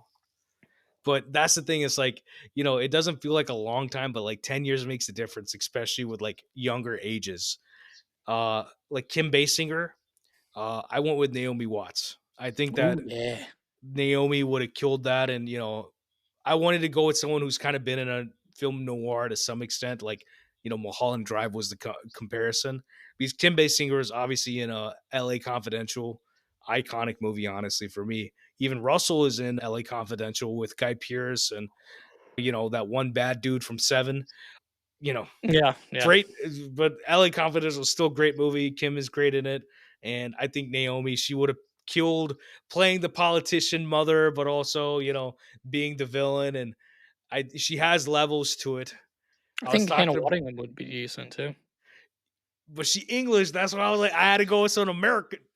I know, She could right? easily pull that off. She could probably play American. She played American. She played a chief In in Mission Impossible. Mission Impossible. Yeah, Yeah, and I she mean, could pull that off. I love, I'm not gonna stumble over my words. I love Hannah. I think she Yeah. is just amazing, amazing. I love her work. She's awesome. That woman needs to be in so much more. So yeah, I love Hannah. And same thing, she has that sort of like brutal, like she's tall and she has like this like physicality to her that like like you're almost scared of her, like Yeah. that's a lot of woman And you in know a you good way, in a good yeah, way, yeah, yeah. You know I she don't can mean do it it because disrespectfully. you know she can do it because she basically did it in Ted Lasso. All she has to do is tone it down a little bit. That I Like mean in the that's beginning true. season of Ted Lasso, like Yeah, she she's tones pretty it down serious. and she's got it. Like, Yeah, yeah, yeah. yeah, Like that's true. that's it's not hard. I think you're like my John Boy because I did think about like Keith David and like Blue Man, and You I didn't really can't want to go for those. John Boy, Zac Efron. Ooh, You want kind yeah. of like a hunky looking dude who's kind of just like, After the wait, Iron Claw why is this? too. I love Matt Bomer, like White Collar. I grew up watching. I think he's a Oh, great yeah, he was actor. white collar. So like Matt Bomer is one of those dudes I'll recognize right away, and that's How kind did of I the not role. make that connection? So I was just like, oh, Zac Efron. Just put Zac in this, and he would have just been effortlessly cool and fun for 5 minutes and left. You know? Yeah, because that's all he really needed to he was only in the movie for a couple minutes, so, Yeah. like but, like, Zach, especially after you're seeing him in the Iron Claw, like, he could easily do that He can do if anything. he wanted to. Yeah, He can do anything. yeah, Because Iron Claw, he's legitimately Oscar worthy, great actor. Should have, that is great performance. Yeah. Last one I had was the projectionalist. Or actually, no, last two are the younger ones. Projectionalist, because I love saying that word. Finn Wolfhard. You want like you want a kid, right? In their like younger 20s, kind of like hippie, like skater boy vibes. That's Finn. I have another one for you. Go ahead. What's his name that played Jimmy Olsen recently? Skylar Gisondo, who's Yeah. also on Psych, Yep. he's got a lot of charisma too. I He love him. does, yeah. That kid is going places. But Oh, yeah. Angourie, Holly. I don't think we've talked about Holly enough because this No. movie very much is Jackson, Jackson, Holland, and Holly. It's all three of them. And that's what sets this movie apart from like everything else is that it's a buddy movie, but we have a kid here too. Yeah. And she's not here just to be like, "Oh, my mom's dead," you know? Yeah. Like she's her whole character. She's guiding. She has her own journey through the movie, and she's guiding the story itself too. She's figuring out different aspects of the movie. She's grabbing, the gun out of the cookie jar when John Boy shows up. She's the one who's telling Amelia to run whenever Blueface is trying to grab her at the party. Like she is her own character and does a lot through the movie. And she's honestly my favorite character in the movie. I love the other two, but like this is a character we've never really had in cinema before, and we have obviously not gotten since. So it's like that's like the one edge of like, putting this movie over the edge of just being something that's been done before, that is brought into being something novel. So I love Holly. I think it's a hard character to cast, but I think I found the right person. Okay. She's once I talk about this, she's great. Julia Butters, who is in Once Upon a Time in Hollywood. She was just in Freakier Friday. She's in Oh, The Fablemans. She's an amazing actress. She would have been perfect as Angourie as Holly because yeah. she could definitely play the smart, snappy, smart girl easily. Because that's what she is in Once Upon a Time. Because she's sitting there acting with Leo, bar for bar. There's no like, oh, this girl doesn't know. She is amazing in that movie, right? And then she goes and whispers in his ear like, "That's the best acting I've ever seen," right? And he picks up and goes like, "I'm Rick Dalton" or whatever he says, Yeah. and I that's awesome, man. That's why she would be perfect for that role. I think that'd be it is kind of a hard thing to cast because, Holly is like the emotional glue of like the The whole movie, movie. yeah. But like Yeah, so it is kind of a that's the hard thing only one to I'm actually really navigate. proud of. Like I like Yeah, all the no, other ones, but like good that's the choice. one where I was like, oh yeah, like if they made the movie today, she has to play that role, and she would It's a get the role, and it would it's a good happen. choice. Yeah. So I'm gonna get off the casting. You Yeah. you got any soapbox right now? You soapbox today? Not really. There's I Because I mean, feel like I started with a soapbox today, honestly. no, yeah. I mean, there's so much that could be said about this movie. We've already touched on a lot of things and like the corruption is the biggest thing that was talked about in this movie. Yeah, That is like there's so many other things going on, but at the core of this movie is the corruption between governments and corporations. And that was like the whole thing. It doesn't look like it because you've got this whole like whodunit murder mystery type deal going on in the entirety of the movie, but it is at its core a, about it's a corruption and conspiracy people's movie, right? ability to. Yeah, Like yeah, it yeah. doesn't come off. It just comes off as like, oh, we need to find this girl, and there's this dead lady at the beginning of the movie, and like we're trying to figure out a murder, but the murder ends up being a whole conspiracy, Yeah. and yeah, the conspiracy And ultimately is the point of the movie. Like I said, it is about the catalytic converters. and the cool thing about this movie is that and we were kind of touching on this last night whenever I was talking to the boys about Miracle.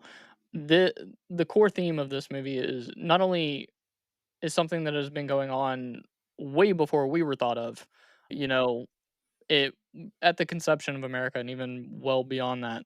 But also, unless things start to change, is going to be a thing that continues in the next 40, 50 years. So, regardless of when you pick this movie up, and watch it for the first time or rewatch or whatever, Yeah. those themes are still gonna hold true. They're still gonna be there. And I think that's great thing about good writing. That's a great thing that we love about movies in general, is that there is a tiny little time capsule within, a certain amount of runtime that allows you to look at a movie and not only see something from the past, but also see something in the present and in the future. And The Nice Guys is one of those movies because of the conversations that it has. And that's kind of ultimately why I like this movie so much. Not only because of the acting, because of the comedy, because of the writing, but because there is that message there that is going to hold true for however long that, corruption and governments are going to be a thing, which from from my current estimation is going to be for a while. I mean, the problem is the fact that you have people who are in. Why do they want the power, right? Yeah. You give responsibility to the right people, it's not an issue. But if you give power to people who don't have it, and then the people who want to keep it afterwards, they're not going to do anything worthwhile. You want to give people votes, and then they're going to do everything in their power to stay in office, meaning Hmm. they're not going to do anything worthwhile. They're not going Yeah. to change anything that's worth needing change, because if they alienate people, they can't hold on to that power anymore. There's a lack of boldness. There's a level of apathy. They think and act like they care, but they don't care. They will Yeah. care about their money. There's plenty of people on both sides of the aisle in Congress to this day who are making millions upon millions because of their position, whether it's from lobbying, whether it's from the stocks, from every other thing. And that's the issue. How do you fix that? The fact is that you're giving the wrong people power, and the system you're giving them power within is enabling this thing, right? So it's like there's a lot of things to consider within all that, right? That people are just going to do what they want till there's something that happened recently. Someone went to the White House and they're like, wait, why is this guy at the White House? And it's like, yeah, he's trying to use, there's a power play happening here, and there's a lot of things going on, and there's a bunch of irrelevant stuff because it's the argument of power between, corrupted individuals. So it's like, yes, obviously in every system, there's going to be good people with good intention, but the system itself is messed up, right? Yeah. The corporations, they want to say that, oh, like a corporation will do their job and help the people that they employ, for example, right? That doesn't happen. you know one of the biggest grocery stores, which I don't want to get into, but the fact is that they're the ones who have the biggest recipients of food stamps. How does that work? How are you're supposed to be the biggest, but you're also the ones with the poorest people, because you're keeping all the money and you're having record profits, right? And this is what I was talking about before at the beginning, right? That the fact is that you will have, regular person working, and then the CEO is getting paid literally 1,000 times more, and Yeah. there's there's no there's no difference in human being. Nope. Fundamentally, that's the message: is the fact that it does not matter who you are, you're just the same amount of human being, no matter how much you're getting paid, right? Everybody has the same, pretty much the same capacity to do good work, right? Everyone can become a Spielberg. But the thing about a Spielberg is that the timing at where you're doing it and what work you're doing and every other aspect of what life is itself. So yeah, these corporations can't get away with these catalytic converter issues, and put Yeah. that to any situation. Throw it to Aaron Brockovich, whether you're saying you're poisoning the minds of people, you're poisoning the water, you're poisoning, microplastics, or, aluminum that's caused in deodorant that's causing Alzheimer's. I think Chobani is today we're getting in a lawsuit because they have phthalates in their yogurt. You Oh, know, fun. like what is the sanctity of the world, right? It's supposed to be a love for this world, a respect for this world, or love for humanity, but it seems like y'all care about the money more than people. And that's And what the movie's talking about, right? Throughout all this crazy stuff that's going on, that's what the movie's talking about, right? I've held this sentiment that I've told a lot of people, because a lot of people will be like, "Oh, well, we need to boycott this, we need to boycott that," and I've said this to a lot of people. I've said if you based all of your purchases based on morality, you'd never purchase anything ever again. That's true. And all you can do is you can do what you can do, right? Which Yeah, boycotting, I mean, you can, avoid eating something for so long or do something, but people still go back to it ultimately. And I don't yeah, mean it in a bad way, it just happens, right?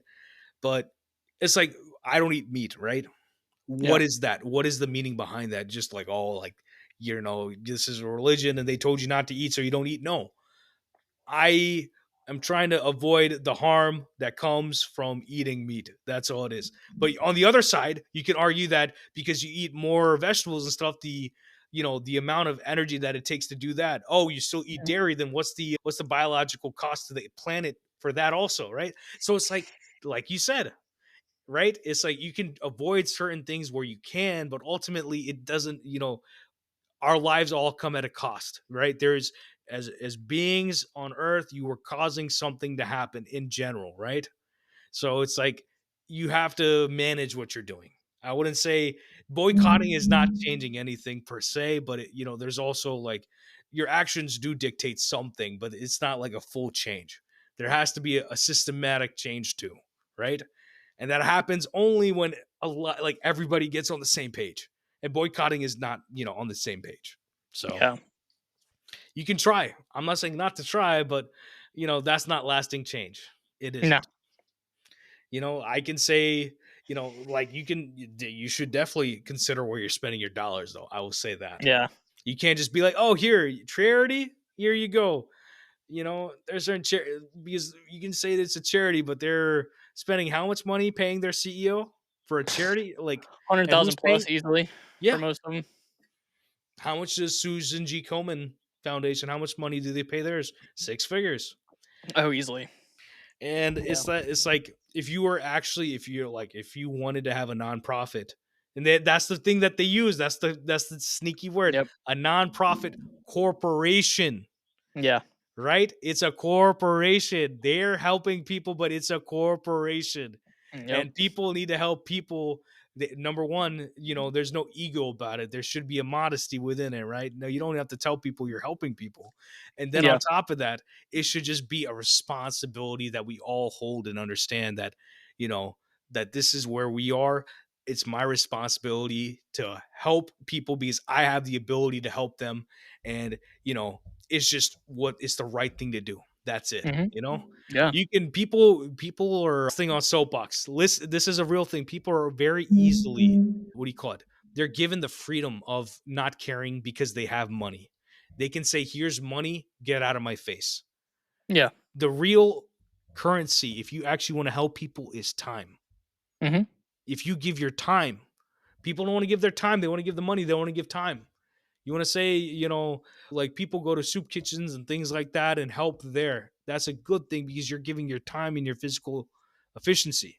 But even then, there's even more that we could do Yeah.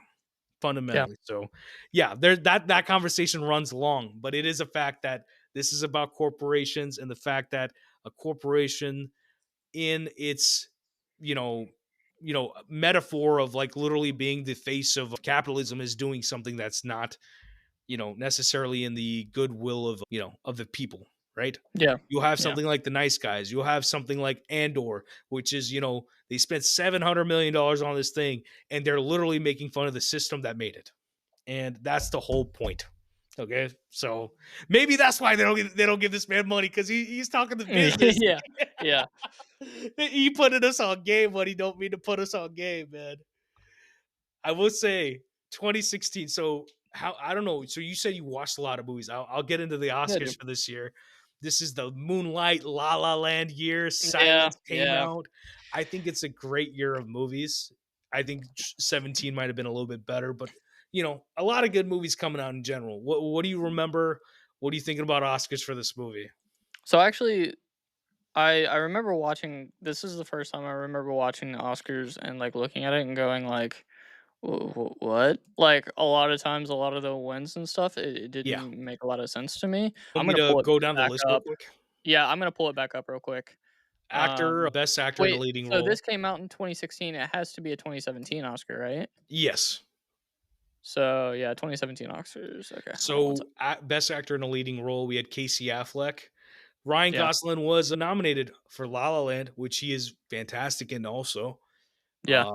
Uh, it's a hard. That's like one of the greatest problems to have to act You got Denzel and like Fences. La La Land versus Nice Guys. Ryan Gosling, Yeah, amazing performances. You know, and Andrew actors in a Garfield and Hacksaw. Yeah, yeah, Andrew for Hacksaw and that, yeah. Best actor in a supporting role, Mahershala Ali won for Moonlight, that. rightfully. Yeah, that. Jeff Yeah. Bridges nominated for Hell or High Water. Have you seen Hell or High Water?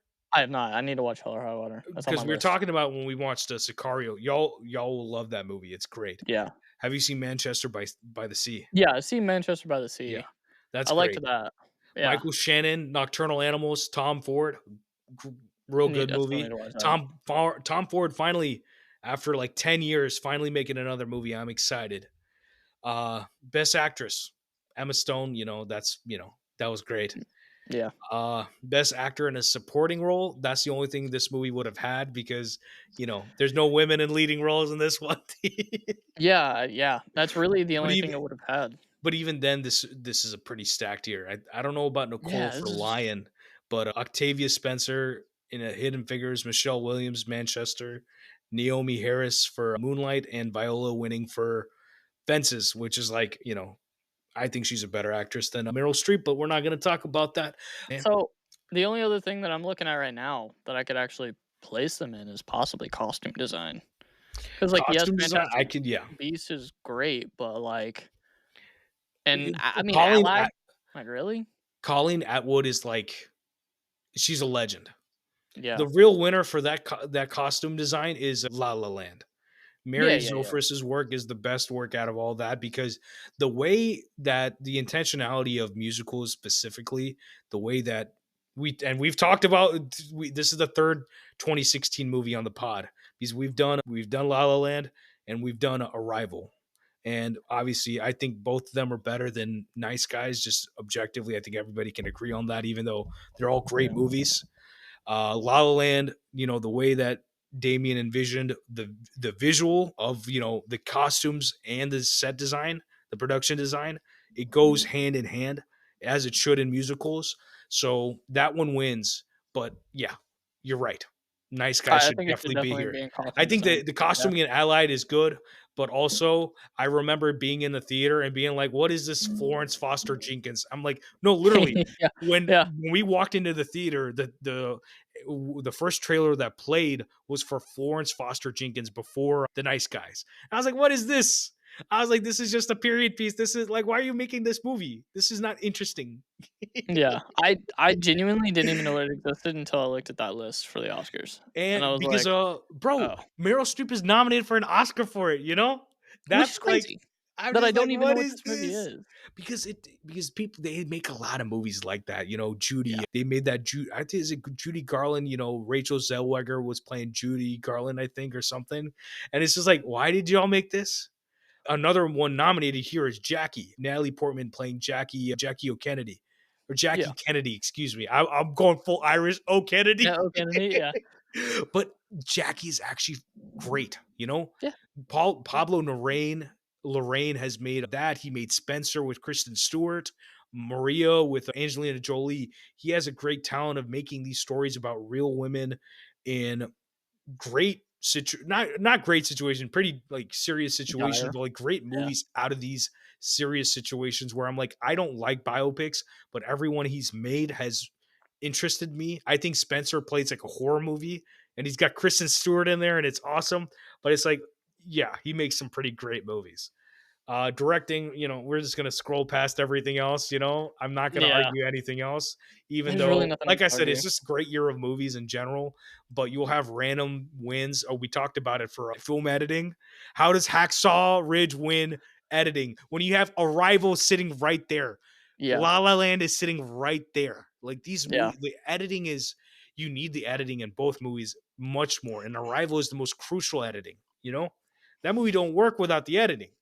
Like yeah, you could work up and down with La La Land, you could work up and down with The Nice Guys, but you can't work up and down with Arrival because the entire movie crutches on the reveals in that movie yeah. of the time frame and all that jazz. So And even I would even argue that it should have gotten a a nom for writing, for original writing. For screenplay, yeah, Yeah, for definitely, screenplay. most Definitely definitely. should have. Because the thing is, this year for original screenplay is stacked. It is. Kenny Lonergan for Manchester, Taylor Yeah. for Hell or High The Water, Watchmen. and Sicario. Yeah, that's a lesser script than Hell or High Water in my opinion. I think that's the best thing he's written. Period. La La Yeah. Land. I still think that's one of the best things. I mean, Damien, Babylon, but La La Land is fantastic. That was his baby that he was trying to make in the first place. Yorgos with The Lobster. That is a good script. 20th Century Women, great script too. Mike Mills.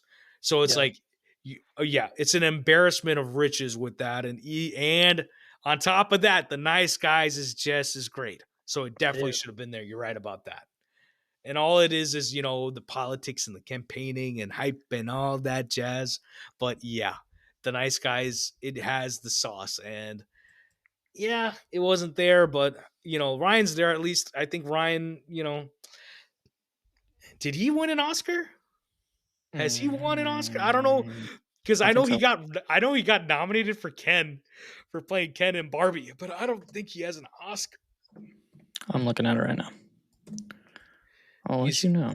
it doesn't, he's one of our greatest actors, just getting into legacies. He's still one of our greatest actors. Nominated for 3 actors, but nothing. Nothing won. I don't think he gets his credit, The movie I was Yeah. talking about before, his movie that he directed, it's called Lost River. Mm. It took me, it took me 2 hours to remember the name of the movie. And I think anybody, if you're ever interested, if you like David Lynch even a little bit, go watch the Lost River. It's from Mad Men. Christina Hendricks is in it. Saoirse Ronan's in it. The dude from he played the Doctor. He was in Caught Stealing this year, or from like Doctor Who played the Doctor. I forgot his name. Sorry. You know who I'm Matt talking Smith. about. Matt Smith. Matt Smith, yes, he's even in it. So it's like it's a crime. It's an interesting movie, and you see the influences. And Ryan, as an artist, as a director, he has like a prowess there, and obviously he's doing a lot of acting. He's in the new Star Wars movie. I would hope that he would rather direct a movie himself than be in a Star Wars movie directed by Sean Levy. I would rather Ryan direct the movie than Sean Levy direct that movie. Yeah, Honestly, it would I be a would better. too. But yeah, that's the thing, right? Like it took him 13 years to get this movie made, right? And I feel like Mhm. people just because he made The Lost River and he was trying to, do something interesting that people maybe don't want to give him the money to do it. But I would hope that we see Ryan back as a director. Yeah. What sticks out for you for the legacy for this movie, for the people in front of the camera, behind the camera? Because it has been 9 years. And I think there's the most blaring question, we'll talk about it in a minute, but what do you have for people in general? People in general, I mean, obviously Ryan Gosling, but even like behind the camera is gonna have to be Shane Black's writing. Because if it Yeah. wasn't for that, we wouldn't be talking about this movie at all. And I guess his direction too, because obviously he kind of molded everybody into the way that he wanted the movie to be made. But as far as like who sticks out the most is Ryan Gosling. Like when Yeah. you think of The Nice Guys, you think of his performance more often than not. And I don't think Russell Crowe has been in anything that's been as great as this since. Just to Yeah. be, I feel No, like yeah. he should agree You're with right. that. I love Russell Crowe. We've done Gladiator on the pod. I love the guy too. Angourie, she's in the Spider-Man movies as like a tertiary character. She plays like the news girl in that, and she's good. She had a movie called Honor Society with a Gaten Oh, yeah. Matarazzo from Stranger Things. Stranger Things. The Yeah. movie is not, blowing your mind, but the movie is her. It's her. She's a lead role in that. And I Mhm. think the movie is good for that. I think she deserves to have many, many more roles. She's awesome. And, hopefully time will tell with that, because certain people get roles, certain people don't, but she has the talent. She has the juice. So I would love to see more of her in big roles. I think the biggest like upgrade, like where it's like, oh, like the investment, like I've been a fan of Margaret Qualley since before this. I think the first time I saw her was it was Apollo Alto or like The Leftovers. I think the pilot of Leftovers is the first time I saw Mm. her. And that was when I saw that, I was like, oh, whoever this is, she's awesome. And slowly as I see her in more stuff, and I was excited to see her in this movie. I'm like, this is a big role for her. And I'm sure she will say that, this is something that definitely got her more roles and things like that. And nowadays she's killing it. She's everywhere. Yeah. I I don't like Honey Don't, but she's the lead of that movie, Yeah. Like she's doing it up. She's having a good time. She's one of the best talents we have, in this age group, just as, like a Florence Pugh or Zendaya or anybody else. So I love Margaret. I love her work. And she's always doing something interesting. It's not just, I don't even know if she's done really any IP work. There's no Marvel movie behind a Margaret Qualley. There's a Sanctuary, Yeah. or like No. she does interesting movies, just in Yeah. general. She has a, what was it, Blue Moon, right? I Blue still have Moon to this watch year. it. Yeah. She I she did great in that movie. like I'm excited to watch that. She's working with a Linklater. She's working with a lot of interesting people and keeps Yeah. working with, I think the biggest movie she's done is Once Upon a Time in Hollywood. And Yeah. I think Probably. out of the younger cast, when there's a great younger cast in that movie, I think she's the one who shines the most. Yeah. And I'm talking about, you got Mikey, you got Austin Butler, you got Sydney Sweeney, you got You've got some crazy Dakota people in that Fanning's in movie. it. Great Yeah. young cast in that movie. And even then, she's the one who, like, with her dirty feet shines as a star. Yeah, I say that as a joke because Oh, Quentin. Tarantino, man. When she puts her feet on the dashboard, I'm Oh, laughing. It's Quentin. hilarious. But yeah, I love Margaret. And yeah, I think the movie, like, just in general, I think the legacy will always be great because the movie's great.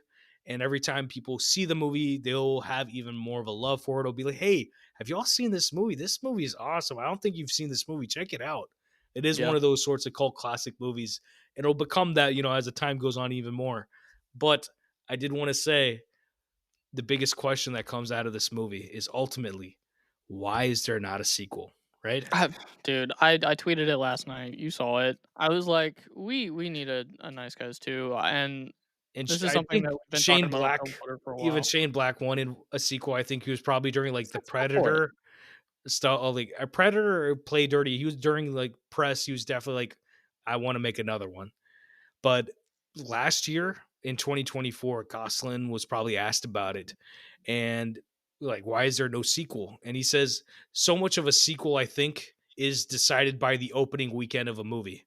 And it might have been a lot in 2016, but it's even more so in the current era. And Yeah. he's like, we opened against Angry Birds. So Angry Birds just destroyed us. Angry Birds got a sequel. And the interesting thing, I don't know if I asked you if you watched Central Intelligence, Yeah. but did you watch the Central Intelligence, Mhm. like the Kevin Hart, The Mhm. Rock Yeah. movie? Did you watch Yeah. that in theaters? No, I didn't watch it in theaters. I kinda watched that, like, after it was out. Those two movies switched dates.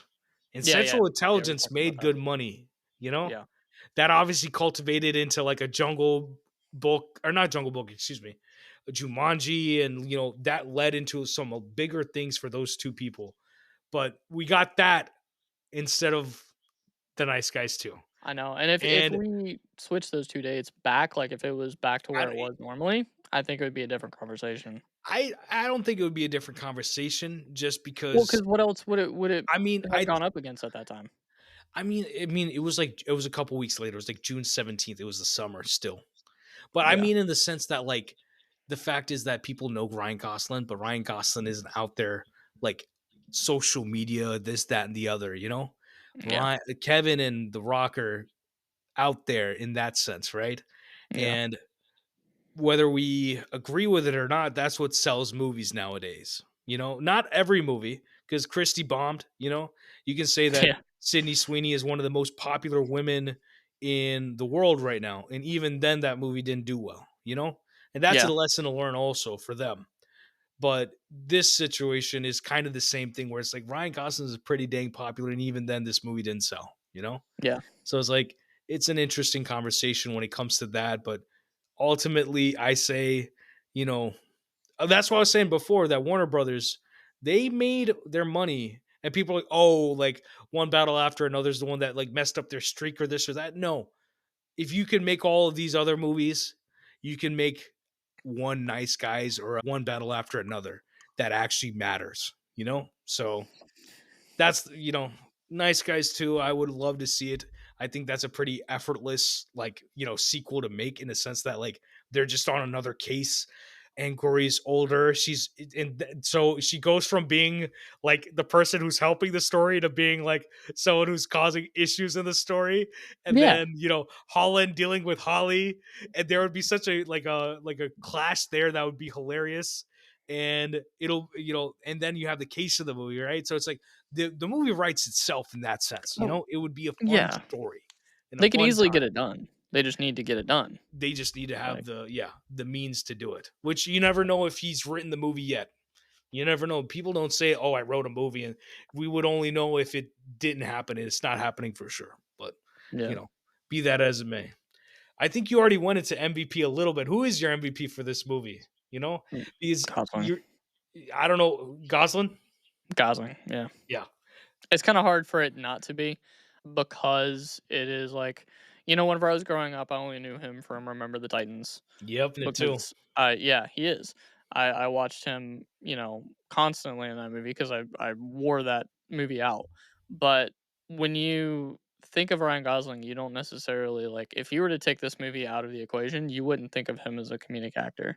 But because of this movie, you can actually, like, see him in a comedic role now. He's funny in The Big Short. I think he's funny as Ken in Yeah, Barbie. but it doesn't hold a fucking candle to this performance. Not Let's at be all. honest. Not at all. This And performance is something that's my else. problem, right? Is that people have seen Barbie and they've seen The Big Short a lot more than they've seen this. Yeah, And he's better in this. and He's you're funny doing in yourself La a La disservice. Land, but he's great in this. It It's like every other movie. This is the funniest movie he's ever been in. This is the funniest he's ever been, and people need to give it more credit. I've seen this movie a couple times. I still laugh at everything he does. I Well, can watch it 2 weeks from now, and I'm still gonna laugh at the exact same points that I did last night. because he's that great, right, Yeah, in the movie. And it's not yeah. like yeah, like Shane Black, obviously he's done a lot. He's the one making the movie, all that, but like this movie does not work. It's not great without Ryan. And Ryan, like, he builds it up, right? He's the one who has to get the laughs, because it's not Jackson, it's not Russell, it's not Holly. No one else is getting the laughs. He's the one getting the laughs. Yeah. So yeah, I mean, like, yeah, my MVP was the cast, right? It is Crowe, it's Angourie, it's Rice, but it's ultimately Ryan Gosling, because Yeah. bro is cooking here, man. And imagine him in another straight comedy, or not straight comedy, a comedy like this, Yeah. where it's like there's other things going on, genre piece. He would kill it. And that the funny thing is, I don't.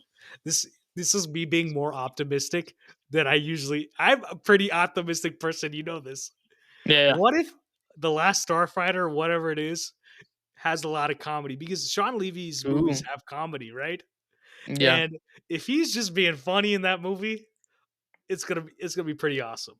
Even though Yeah. he was, I mean, like, they made the Adam Project, which was like Ryan Reynolds, and And, movie has the kid what's his who name? plays Percy Jackson. Yeah. Yeah, Can't remember Jennifer his name now. Gardner's. It's Jennifer Garner. Whatever. The movie's fine. It's forgettable, but Yeah. you could feel the sauce of the comedy there. But like the story is not good, so it's forgettable, right? Ultimately, and I would hope that this one has something to it. This new I whatever Star I can Wars movie. see I I don't. I can don't have a lot of see hope, but I would hope it does. well, I can kinda see little tidbits of this acting in the trailer for Project Hail Mary, and Oh, I'm not that watching that. Or I'm like the hoping trailer. that yeah, no, no. I'm I'm hoping that incredibly it kinda excited for that carries movie. over. Yeah. Oh, yeah, I can't wait. I still have to finish the book. But I'm really hoping that he kind of taps into that bag a little bit for Project Hail Mary, and something tells me he might, and Yeah, I'm looking forward to that. because Hail Mary is one of those movies where Lord and Miller haven't made a movie in forever, and I'm excited to see them make a movie together again. And Mhm. on top of that, Greg Fraser shot it, even though people have issue with that. It's written by It's from an Andy Weir book. Obviously, The Martian is fantastic, but I'm incredibly excited to see that movie. And I'm just, even Andy was like, "Oh yeah, there's spoilers in the trailer." I'm like, I'm not watching any. I wasn't watching it in the first place, but I'll actively avoid it now. Because I don't want to Yeah. see anything about the movie. I know, he goes to space or something. I don't know. Something happens. I I just Yeah, want I to see won't the say anything. movie. Give me Yeah. movie. Yeah, I yeah. don't just give me movie. Give me movie on big screen. Yeah. Let me go, because it'll be something great to see on the big screen with all the talent involved, and that's awesome. I like, and obviously he has this, whatever the new one coming out, and that's the thing. What was the movie? The movie he made with David Leitch, the action movie, the rom com movie with Emily Blunt, Oh, Fall Guy. the Fall Guy, right? Even the Yeah. Fall Guys, it's got a good love letter to like stuntmen, stunt people in general, but even that's forgettable to me. Yeah. He does like, and he's got another movie coming out with them. Or it's either him or Nicholas Holt, but like he tries a lot. He's done a lot of good work, but recently he's doing a lot of IP work, Mhm. and it's been a bit. Besides Barbie, it's been a bit back and forth for me, and I Yeah. would hope that these projects turn out well. I don't know if they will, but Yeah. I'm rooting for my brother here. You got any companion movies for this one? Ooh, to watch alongside it. Yeah. Ooh. I think I've talked about like 30 different movies, buddy movies already. Rush Hour, Last Boy Scout, Kiss Kiss Yeah. Bang Bang, Midnight Run. Hot Fuzz. I recommend them all. Like buddy movies, the great ones are just fantastic. Yeah, Noir I movies are mean, fantastic. Detective movies, The Big Heat. Honestly, I would Blood recommend Simple, Blood um, Simple, would Coen be a good Brothers. one. Yeah. Anything oh, Jesus. Beverly Hills Cop, Jesus Christ, I don't know Yeah, why it took so long to get there. yeah, Um, that's a great yeah, one. something like that, like, anything like that. Anything buddy comedy related, I mean, it's gonna fit well as, like, a double feature for something along these lines. I'm not wanting to go too far against the type of what this movie is, Yeah, but, like, honestly, something like Blood Simple or something even No Country for Old Men would be a good little it'd be an interesting little double feature for yeah. this. Thing Um, is, like, these or movies are like, Sicario yeah, or because it's Cruising. it's the juxtaposition of opposition, right? That Yeah. the opposition is side by side, and there's a lot of movies that do that. I was talking about Collateral, and it's like there's so many different movies that do it. I think you just have to find them and watch them. Truly, Mhm. whether it's a neo noir movie, whether it's a noir movie, whether it's a comedy movie, whether it's a police movie, buddy movie.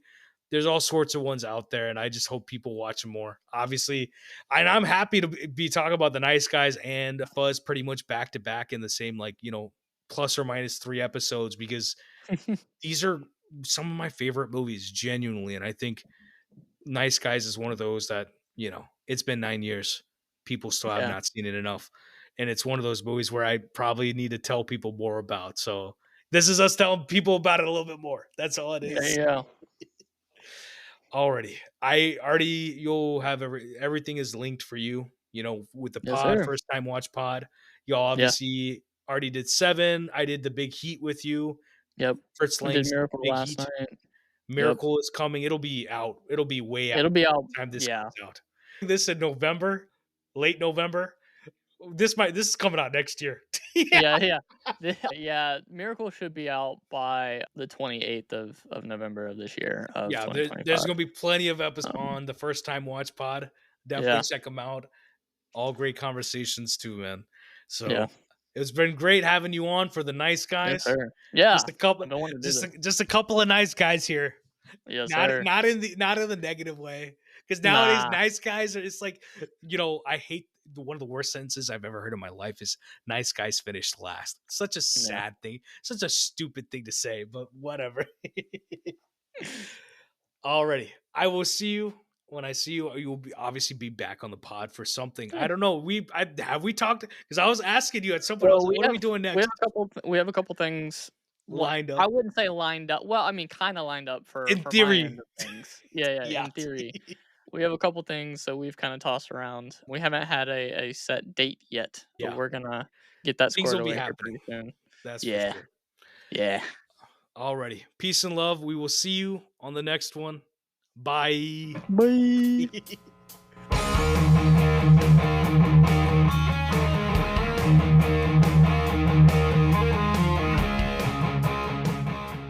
Thank you for listening to this episode of Cinema Pursuit. Cinema Pursuit is produced by Katie Nadell, Zach Nadell, and Vikas Patel. Special thanks to Cole Cooper for the intro and outro music. You can listen to Cinema Pursuit on Spotify, Apple Podcasts, and wherever else you may listen to podcasts. Follow us on TikTok, YouTube, and Instagram at Cinema Pursuit Podcast, Twitter or X at Cin Pursuit Pod, and check out our subreddit, r/Cinema Pursuit.